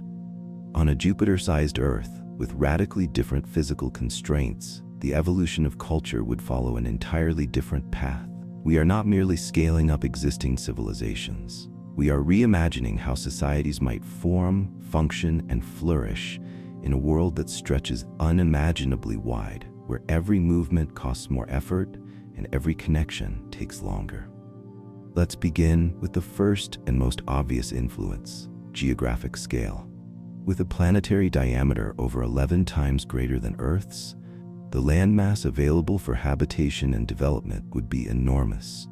Even if only a fraction of the surface is habitable due to pressure, gravity, or temperature, that remaining area could still dwarf the entire land surface of present-day Earth. However, as we've seen in Chapter 6 and Chapter 10, mobility would be limited. High gravity reduces walking and running efficiency, and land vehicles face severe energy constraints. This would create cultures that are inherently local, grounded in specific regions, isolated by sheer distance, and less likely to engage in regular long-distance interaction. As a result, we could expect a massive increase in cultural fragmentation. Even neighboring settlements might develop distinct languages, customs, and governance structures simply because contact is rare. The cultural diversity of this world would be immense, not because of conflict, but because of distance-induced divergence. But isolation doesn't mean stagnation. Within each region, the cultural fabric could become incredibly rich and complex. Without the ability to easily import goods or ideas, self-sufficiency would become a virtue. Societies might prioritize craft, localized knowledge, and intergenerational expertise. Oral traditions could dominate in some regions, while others develop advanced written systems adapted to regional materials and light conditions. In regions where communication is maintained, say through radio or satellite technologies, ideas could still travel even if people can't. This might create a curious duality. globally shared ideas but locally practiced customs. Philosophy, science, and storytelling could cross continents without physical exchange, carried by information networks adapted to the planetary environment. Another factor shaping culture is time.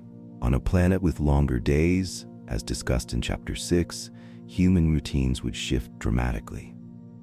Sleep-wake cycles would elongate. Work periods might stretch to 12 or 18 hours of continuous daylight, followed by similar periods of rest. This shift would influence how people relate to productivity, leisure, and ceremony. For instance, festivals might be timed not to daily or monthly calendars, but to planetary light arcs, celebrated at the end of a light phase or the midpoint of a dark phase. Markets might operate in pulses, aligned with solar heating cycles. Entire social rhythms, courtship, agriculture, education, would synchronize to planetary pacing. Cultural constructs like nightlife or rush hour might disappear altogether, replaced by cyclical community activity, more attuned to environmental conditions than arbitrary clocks. This would also affect spiritual and philosophical development. Many belief systems on Earth stem from observing the sky, sunrises, moon phases, eclipses, and stars. On a larger world, the sky behaves differently. The horizon curves more slowly. Sunrises last longer. Stars may dim behind denser atmospheric layers. If the moon no longer exists or appears as a faint speck, as described in Chapter 7, cultural myths tied to lunar phases may never form. Instead, people might turn their gaze inward. The scale of the planet, its slow rhythms, and the immense landscapes might foster philosophies that emphasize stillness, patience, and endurance. The idea of growth could be seen not as vertical ambition, but horizontal development, expansion in knowledge, community, and collective harmony. Architecture, explored in Chapter 10, would also reflect and influence culture. In a world of low, sprawling cities, community hubs might replace towering monuments. Temples, civic halls, and educational centers would be grounded, vast, and tactile. Spaces designed for collective gathering and slow engagement. Art forms would evolve accordingly. Vertical canvases, statues, and towering installations would be difficult to erect. Instead, art might favor ground murals, stonework patterns, and sonic installations that use the thick atmosphere to carry sound. Music might slow, with longer notes, deeper resonances, and broader harmonic structures. Literature could become more episodic, passed down in segments aligned with light cycles. Public performances might take place in semi-enclosed amphitheaters designed to amplify sound and dampen environmental pressures. Drama, ritual, and communal storytelling might flourish in these accessible, low-effort spaces. Then there's governance and social organization. On Earth, centralized states formed around river valleys, trade routes, and defensive terrain. On a super-Earth, geographic barriers would be more psychological than topographic. Gravity would make crossing even gentle hills laborious. A mountain range of 2,000 meters could become an insurmountable border. Travel times between cities could take days or weeks. As a result, centralized governance may give way to federated systems, networks of semi-autonomous communities loosely linked by shared culture, religion, or digital communication. Political power might be distributed, emphasizing consensus over coercion. Laws could be hyper-local, adapted to regional resources, climate, and tradition. Technologies supporting administration, like digital currencies, remote governance platforms, and AI-based legal systems, could help maintain consistency across vast spaces without requiring physical travel. But real power would remain embedded in local councils, elder assemblies, or bio-regional forums. Crisis response, disaster relief, disease containment, or resource shortages would also be highly regional. Communities would likely stockpile, prepare, and adapt independently, building robust systems to handle problems without expecting outside intervention. This could foster strong internal cohesion and local pride, but also xenophobia or cultural defensiveness in isolated zones. Let's talk about education and knowledge transmission. In a low-mobility world, access to external knowledge would depend heavily on digital infrastructure. Portable information archives, solar-powered data terminals, or atmospheric relays could provide information even in remote areas. Schools might emphasize practical, survival-oriented knowledge, such as high-pressure farming techniques, thermal management, or hydroponic engineering. Yet cultural arts, language, and philosophy would still play vital roles. Education could become deeply experiential, linked to climate cycles, community tasks, and elder mentorship. Instead of standardized testing, societies might rely on skill demonstrations, oral examinations, and intergenerational storytelling to assess competence. In technologically advanced societies, augmented cognition tools, wearables, neural interfaces, or passive knowledge implants could reduce the burden of memorization and emphasize adaptability. In low-tech regions, culture bearers, oral historians, ceremonial leaders, and craft masters might form the bedrock of community identity. Finally, there's the question of cultural transmission between regions. On Earth, ideas often spread through trade, war, exploration, or media. On a super-Earth, physical trade and exploration would slow dramatically. However, atmospheric communication, orbital relay stations, and virtual telepresence could still allow ideas to travel. A song composed in one equatorial community might be broadcast across hemispheres. A medicinal breakthrough discovered in a high-pressure basin might save lives thousands of kilometers away, shared through encoded atmospheric signals or solar-networked tablets. Culture, in this context, becomes partly physical, partly digital. People remain rooted, but their minds reach outward. They live locally, but think globally. In this way, cultural evolution becomes asynchronous, shaped by the weight of the land, the timing of the sky, and the slowness of movement. But that doesn't mean it is inferior. It means it is adaptive. Just as life would adapt its physiology to the gravity of a super-Earth, so too would civilization adapt its culture to the constraints of distance, pressure, and time. And what emerges from that slow evolution may not be what we recognize today, but it will be intelligent, it will be expressive, it will be profoundly human, even if it doesn't look like anything we've ever seen. Chapter 12. Staying connected across a world this wide. On modern Earth, staying connected through roads, fiber optics, satellites, and global logistics has made the planet feel small. You can travel across continents in hours, send messages around the globe in seconds, and share ideas instantaneously. But on a Jupiter-sized Earth, none of this can be taken for granted. With over 11 times the diameter, more than 120 times the surface area, and drastically increased gravity, this giant version of Earth introduces new challenges for maintaining global connectivity. Simply put, communication and transportation must evolve, or civilization will fracture into isolated silos. Let's start with physical movement. On a planet this large, walking between cities would be virtually impossible. Even short trips within regional zones would be exhausting due to gravity that could be 25 times stronger than Earth's. Roads, as we know them, would still exist, but they would be local, short-range, and adapted to extremely heavy loads. Long-distance overland travel would be the exception, not the norm.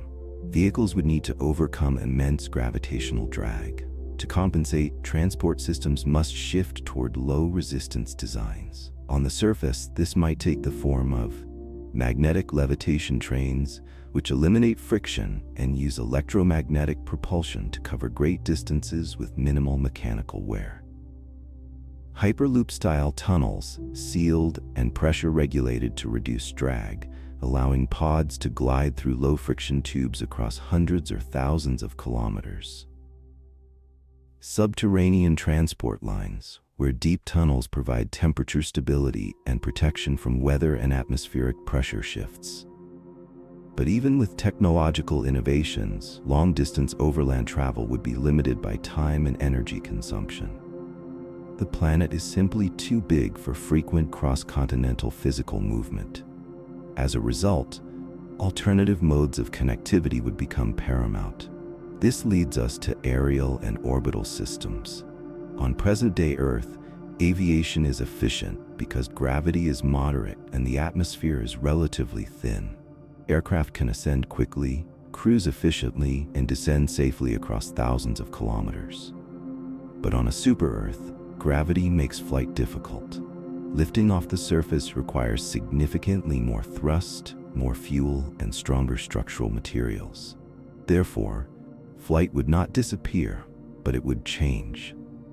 Lighter than aircraft, such as high-pressure airships, could become the norm for low-altitude transport. These vessels would float through the dense atmosphere using buoyancy instead of thrust, conserving energy at the cost of speed. While not ideal for emergencies, they would offer safe, stable transport for cargo and passengers over large regional areas. For longer distances, especially intercontinental ones, the key would be orbital transport. Space travel on a super-Earth would be difficult, as mentioned in Chapter 8, due to high escape velocity. But once a satellite is in orbit, low-energy global coverage becomes possible. Therefore, Earth-orbiting infrastructure would become a vital communication and coordination backbone. Think of it as a planetary nervous system in the sky. High-altitude satellites or constellations of low Earth orbit stations could relay communications between distant settlements, provide GPS-equivalent location tracking, support weather monitoring and disaster alerts, coordinate the movement of semi-autonomous vehicles and drones. In addition to satellites, space elevators or orbital tethers might emerge in some advanced regions. These vertical systems, anchored to the planet and extending into orbit, would allow efficient, scalable access to space, bypassing the energy-intensive rocket launches required under high gravity. If materials like carbon nanotubes or graphene are available, such megastructures could become feasible. Let's now turn to communication technologies. On a planet this vast, fiber optics might still serve local networks, but global connectivity would rely on wireless systems, satellite uplinks, and atmospheric data relays. Unlike Earth, where latency across the globe is under 300 milliseconds, delays on a Jupiter-sized Earth could be more significant due to physical distances and reliance on relayed signals through orbit. To address this, regional mesh networks, dense clusters of interconnected local nodes, would form the backbone of daily communication. Each city or district might maintain its own mesh, linking to broader planetary relays only when necessary. This layered structure would help manage bandwidth and ensure redundancy in case of disruptions. And what about social connectivity?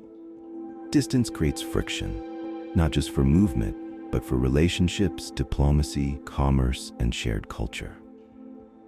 As described in Chapter 11, cultures would evolve independently.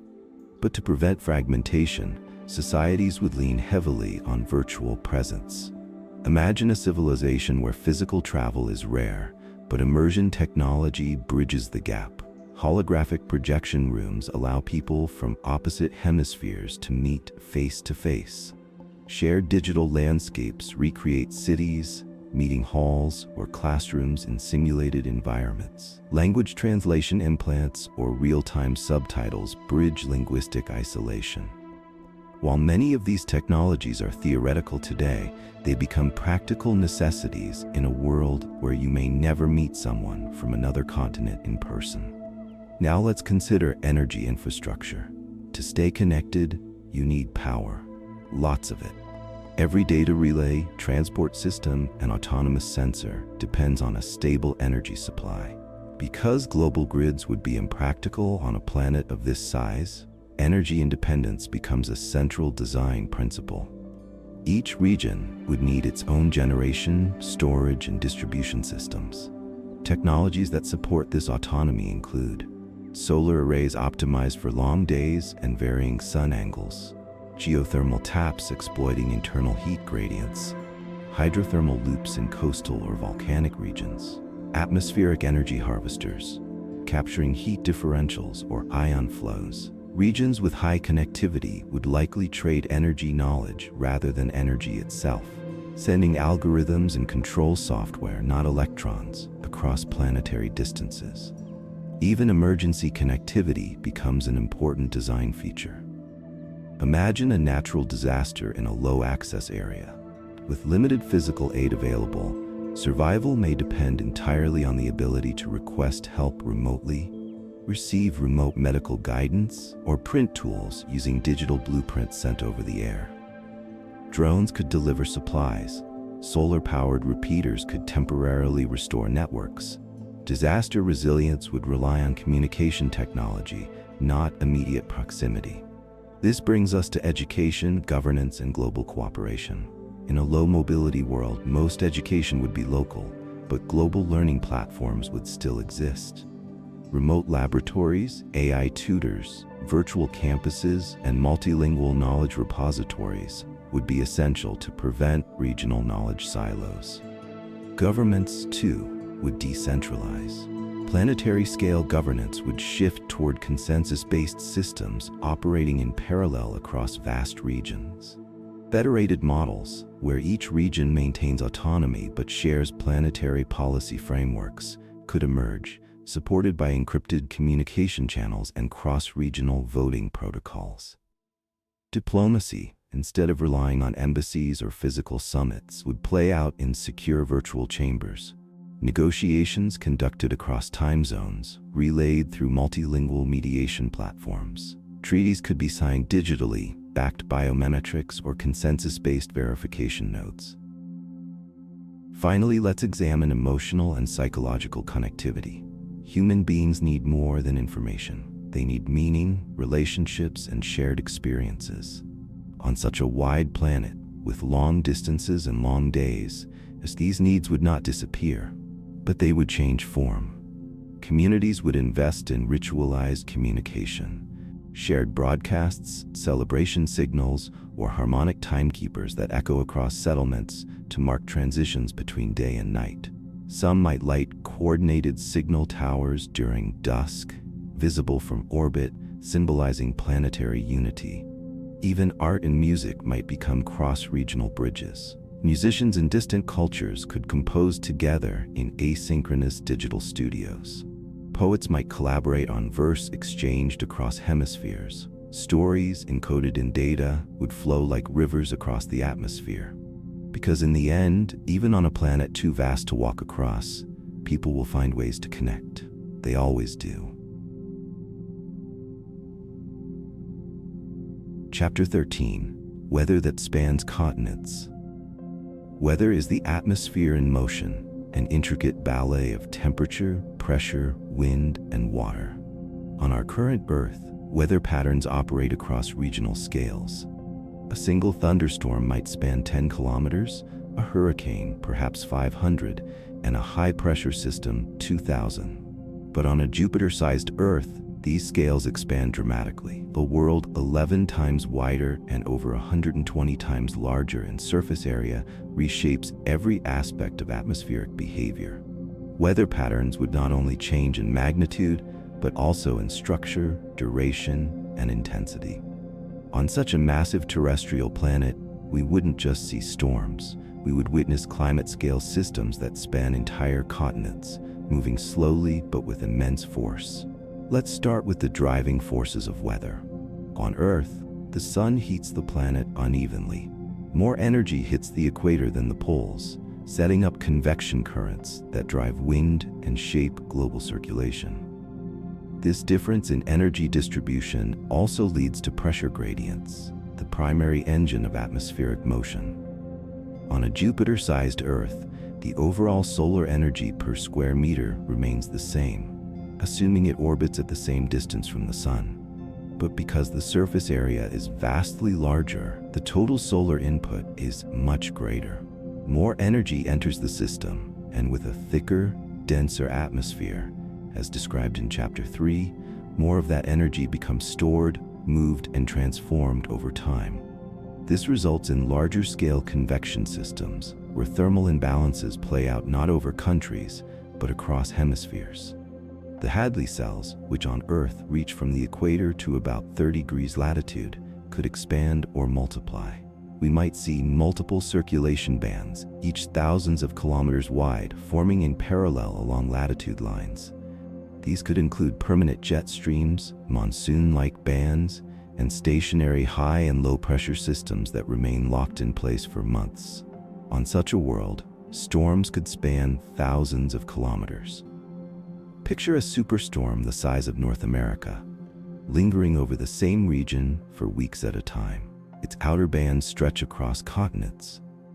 Its core remains stable due to continuous moisture from broad, warm oceans. Rain doesn't fall in brief showers, it arrives in multi-day deluges, as atmospheric rivers channel water across landscapes with staggering efficiency. These rivers in the sky, long, narrow corridors of concentrated moisture, already exist on Earth. But on a super-Earth, they could transport more water over longer distances. A single atmospheric river might irrigate half a continent in one pass, saturating land that takes weeks to dry in the cooler night phase. And speaking of moisture, let's consider precipitation systems. Rainfall patterns would shift due to slower rotation, as discussed in Chapter 6, resulting in longer day-night cycles and diurnally anchored storms. Daylight hours might last 30 to 50 hours, meaning sunlight could drive persistent updrafts that generate quasi-permanent convective cells. These would not be brief afternoon thunderstorms. They'd be towering cumulonimbus systems building for days before releasing vast amounts of energy and water. On the flip side, nighttime would bring extended cooling. Without sunlight, regions may cool sufficiently to form continent-spanning fog banks, ice storms, or cold air masses that dominate regional weather for days or even weeks. All of this is moderated by the planet's thicker atmosphere. Greater atmospheric mass increases heat retention, humidity capacity, and thermal inertia. The air doesn't change temperature quickly. Weather systems move more slowly, but persist longer. Winds might be gentler near the surface, but build power at higher altitudes. Jet streams, where they exist, would form at different heights and travel different paths, shaped by the altered pressure gradient and Coriolis effects. That brings us to planetary rotation and the Coriolis force. On Earth, the Coriolis effect deflects moving air and water due to the planet's rotation. It's why storms spin differently in each hemisphere, and why trade winds follow predictable paths. On a super-Earth, this effect could be enhanced or diminished depending on the rotation speed. If the rotation is fast, like Jupiter's, the Coriolis force would be very strong. This would split global circulation into numerous zonal bands, much like the striped weather of Jupiter, and result in highly organized wind flows. If the rotation is slow, as considered in Chapter 6, the Coriolis effect weakens, leading to larger, less fragmented circulation cells. This would allow weather systems to swell in size, unbroken by strong deflection. In either case, the result is scale. Not just big storms, but long-lasting ones. Not regional patterns, but hemispheric ones. Weather doesn't just pass through, it arrives and stays. Consider the example of cyclones and anticyclones. On present-day Earth, a major hurricane may persist for a week. On a super-Earth, a cyclone could survive for months, feeding on warm water and thick air, deflecting only when disrupted by larger atmospheric forces. These megastorms wouldn't just flood coastlines. They'd redraw river systems, deposit sediment over entire watersheds, and reshape coastlines over geological timescales. Anticyclones, high-pressure systems, might cause prolonged droughts. A blocking high over a continent could prevent rain for an entire season. Crop cycles would have to adapt. Societies might rely on seasonal forecasts tied to planetary-scale climate oscillations, much like Earth's El Niño Southern Oscillation, but grander in magnitude. In such a world, forecasting becomes vital. Satellites, possibly in polar or geostationary orbits, would constantly track atmospheric conditions. Data from balloons, drones, and pressure towers would feed into planet-wide weather models, updated in real time. Advanced simulations powered by AI could predict shifts in jet streams, monsoon bands, or ocean temperature zones with unprecedented detail. Forecasts might no longer speak in terms of rain tomorrow, but instead of multi-week patterns guiding agricultural cycles, transport logistics, and urban resource planning. And what of lightning, snow, and extreme weather events? Lightning on a super-Earth might be less frequent but more intense, thanks to the larger cloud volumes and stronger electrical potential in massive convective systems. A single storm could produce tens of millions of strikes, illuminating entire regions in pulsating flashes during extended dusk hours. Snowfall would depend on elevation, latitude, and pressure, while mountain ranges would be lower in profile due to gravity, as noted in Chapter 5. Plateaus and uplands might still harbor semi-permanent snowpacks. These could fuel enormous glacial systems and influence regional climate by reflecting solar radiation over vast distances. Dust storms, especially in dry basins or on broad continental interiors, could reach planetary scale. With the right wind patterns, fine particulates might circle the globe in the upper atmosphere, blocking sunlight and triggering temporary cooling. A super-Earth analog to volcanic winter, without the eruption. Tornadoes and localized storms would likely be less common, as strong vertical motion is harder to sustain in high gravity. But when they do form, they could be tightly coiled, short-lived, and devastating in localized zones. Finally, let's consider climate zones, the long-term averages behind all this weather. On a super-Earth, latitude would still define general climate categories: tropical at the equator, temperate in mid-latitudes, and cold at the poles. But the transition between them would be broader, more gradual, and heavily influenced by oceanic and atmospheric currents.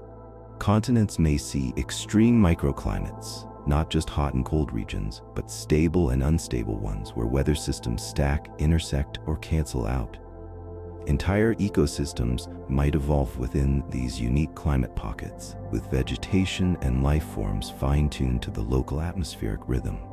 On such a planet, weather is not a backdrop. It is a central player, a system whose breadth, longevity, and complexity shape every aspect of planetary life. It governs where people live, what they grow, how they build, when they move, and what they fear. Because when weather spans continents, it doesn't pass overhead, it becomes the landscape itself. Chapter 14. How time would feel on a larger planet. Time, as measured by clocks and calendars, is a constant. But time as we experience it, subjectively and socially, is anything but fixed. It bends to culture, to rhythm, and especially to our environment. On a planet the size of Jupiter, where physical scale, day length, gravity, and geography all shift dramatically, the experience of time itself would change. We are not discussing the flow of time in the relativistic sense, though with sufficient gravity, even that could be affected slightly. Instead, we're exploring how time is perceived, organized, and lived on a vastly larger world. In this chapter, we focus on the psychological, physiological, and cultural aspects of time under new planetary conditions. Let's start with the most foundational change: day length.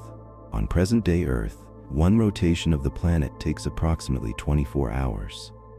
This cycle governs everything from sleep and work schedules to agricultural calendars and biological clocks. But on a Jupiter-sized Earth, the length of a day could be dramatically different. Depending on its rotational momentum, the day might last 36, 48, or even 72 hours. Such elongated day-night cycles would disrupt circadian rhythms, the 24-hour biological clock encoded in most terrestrial life. On Earth, this rhythm is entrained by light cues: sunrise, sunset, and the changing quality of light throughout the day. These cues regulate melatonin release, body temperature, attention span, and digestion. On a larger planet, this balance would need to adapt. If daylight persists for 36 hours, people might not stay awake the entire time. Instead, They might sleep in multiple intervals, like segmented or biphasic sleep. Nighttime, stretching another 36 hours, might not be spent entirely at rest either. Activity would become phased, tied to light gradients and personal or cultural schedules rather than a rigid clock. In response, societies might redefine what constitutes a day. Instead of a 24-hour span, they might use planetary arcs, dividing the rotation into natural segments based on sun position, heat cycles, or communal activity.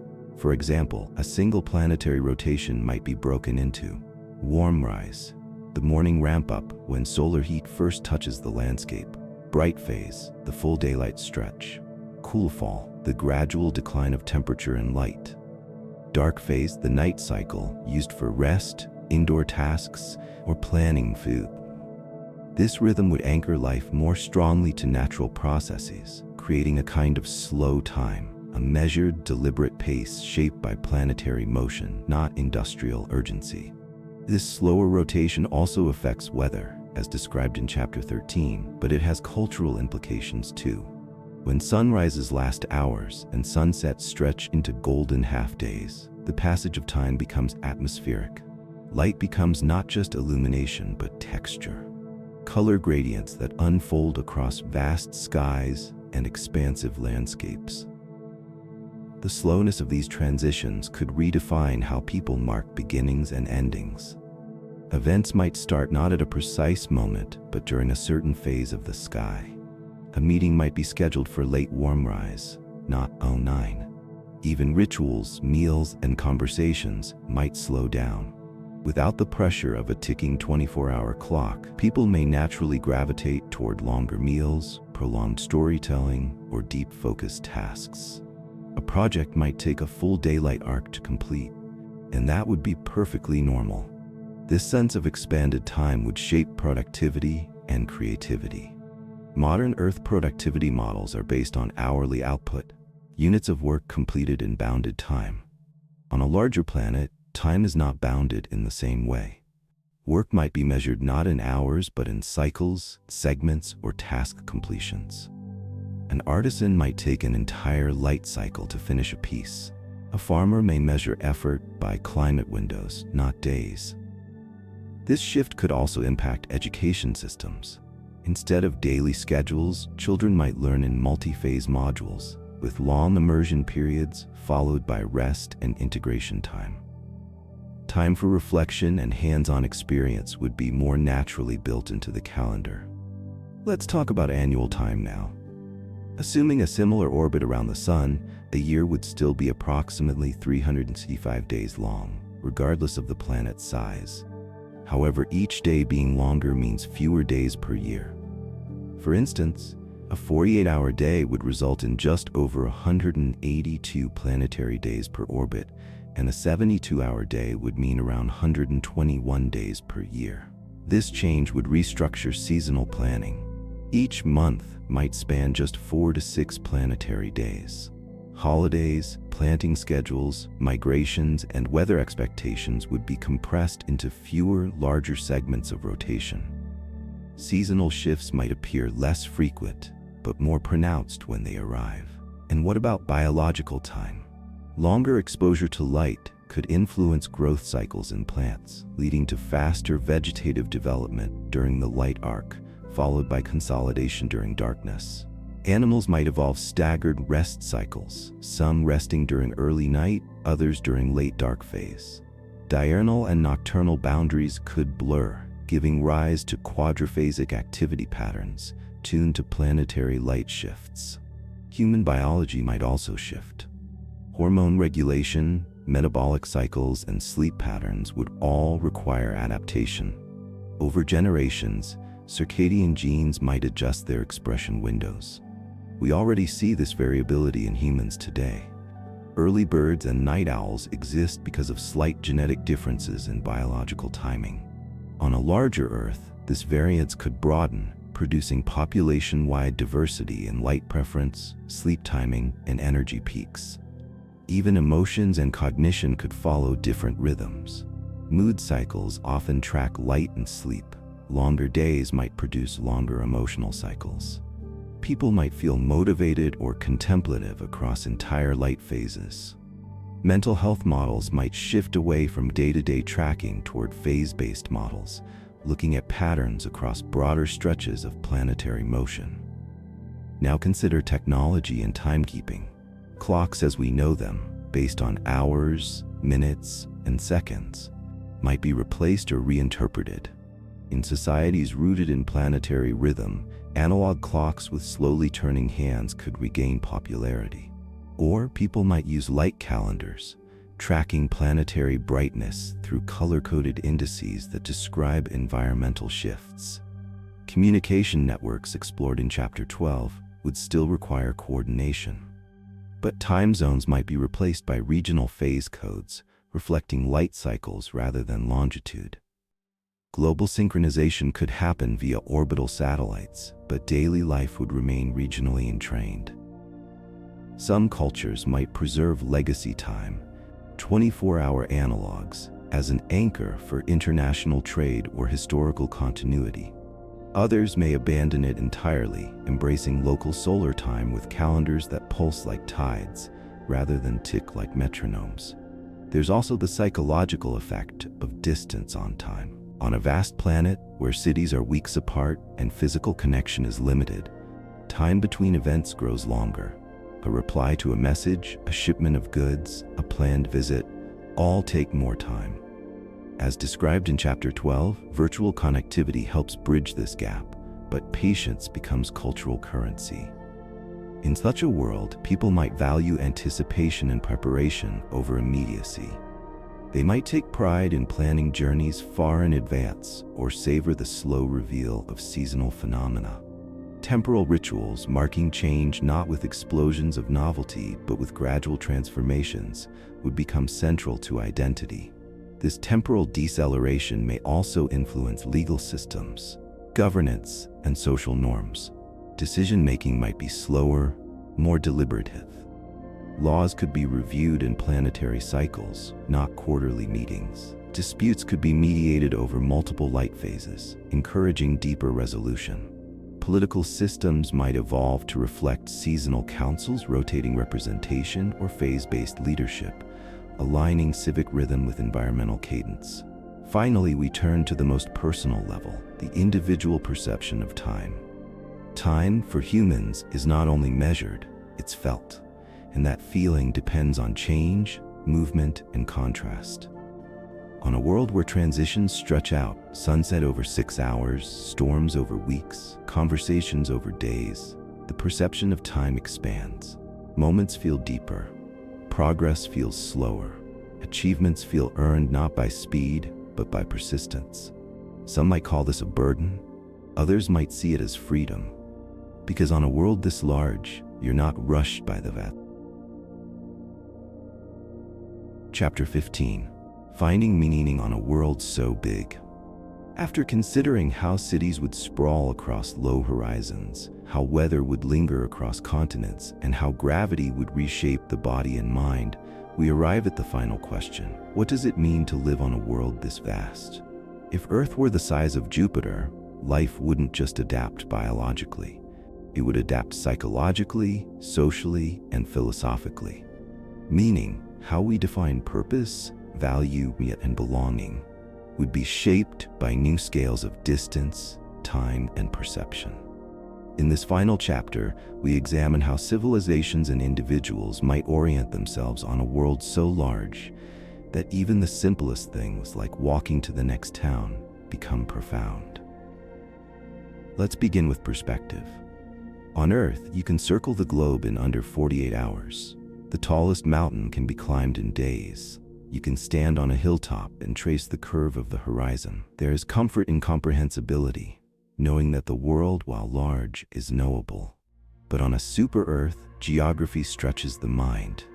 Even modest journeys feel endless. Cities you hear about may remain forever unseen. Entire regions may exist only as stories or satellite images. The planet becomes not just a home, but a presence, one that resists full understanding. This changes how people orient themselves. Identity becomes hyperlocal, tied to valleys, coastlines, or air currents, not to nations or continents. Maps still exist, but they're abstractions. Daily life is lived within the limits of what one can reach, and the stories people tell become grounded in place and phase rather than linear timelines or historical epochs. That shift invites a different kind of meaning, a slower one. In Chapter 14, we explored how time would stretch on a larger planet. Here, we consider how that temporal expansion creates new emotional and intellectual rhythms. If things move slowly, weather, seasons, communication, even social progress, then what becomes meaningful is not change itself, but endurance. Patterns, cycles. A storm that lasts weeks becomes not an inconvenience, but a season. A community that grows slowly over generations becomes a legacy. Continuity replaces novelty as the hallmark of importance. This would influence everything from education to architecture to belief systems. In many cultures, meaning is often sought through transcendence, through travel, achievement, or transformation.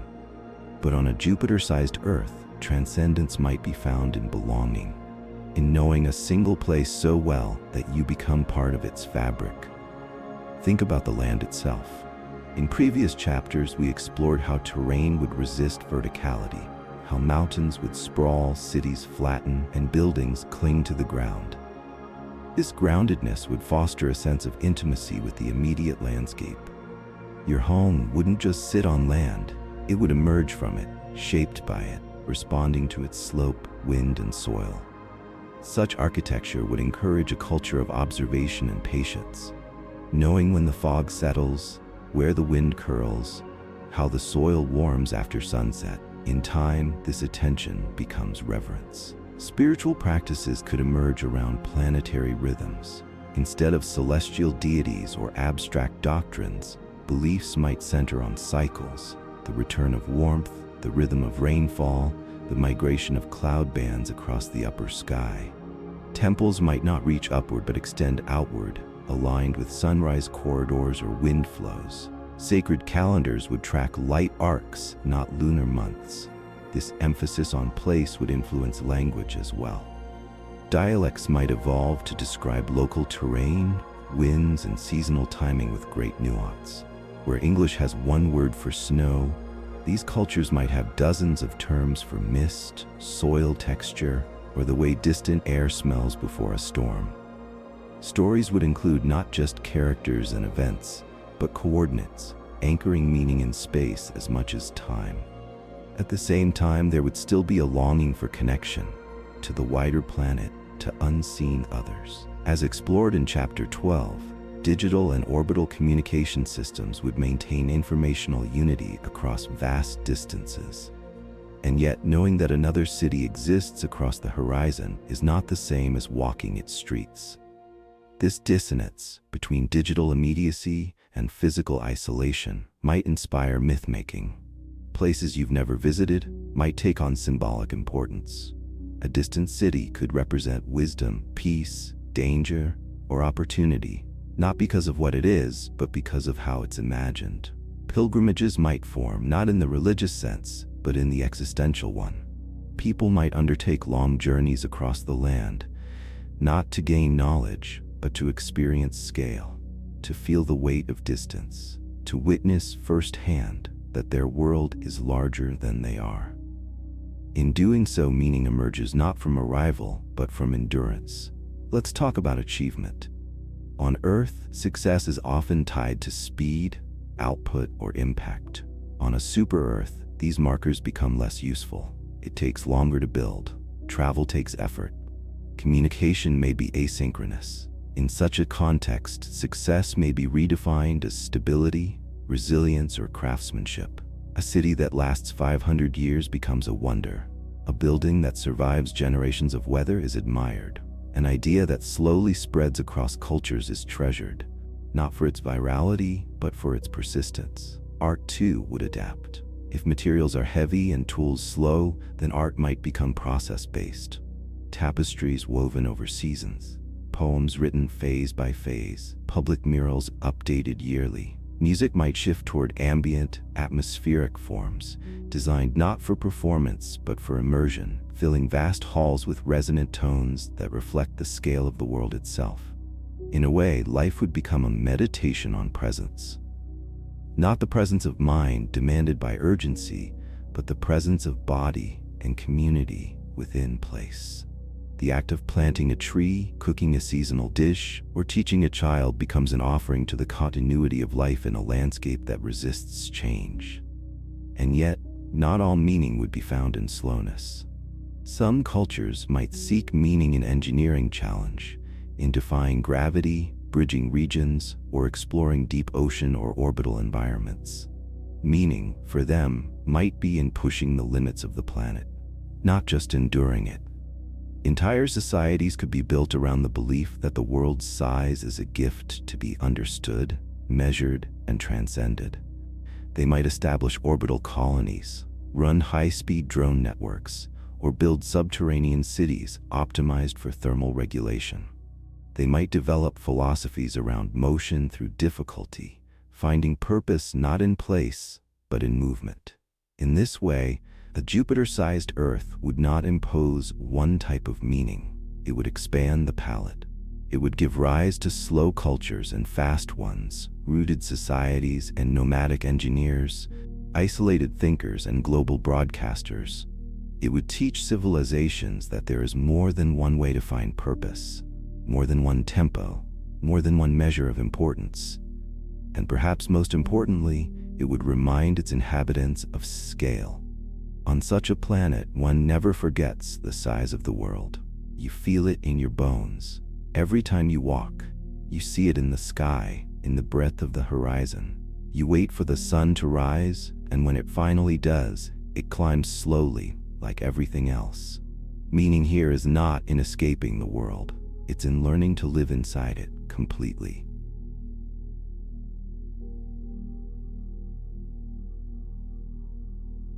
You've just wandered across a world too wide to measure. A planet where gravity slows every step but stretches every thought. Where cities rest flat against the land and weather lingers for weeks. A world where time is no longer a clock, but a feeling. Thank you for sharing this quiet journey. Let your dreams carry you farther. And if you're still awake, there's another video waiting. A new thought, a new cosmos, ready when you are. Wherever you are, on this world or any other, I hope you feel just a little more grounded and a little more wonder-filled. Good night, traveler of big ideas.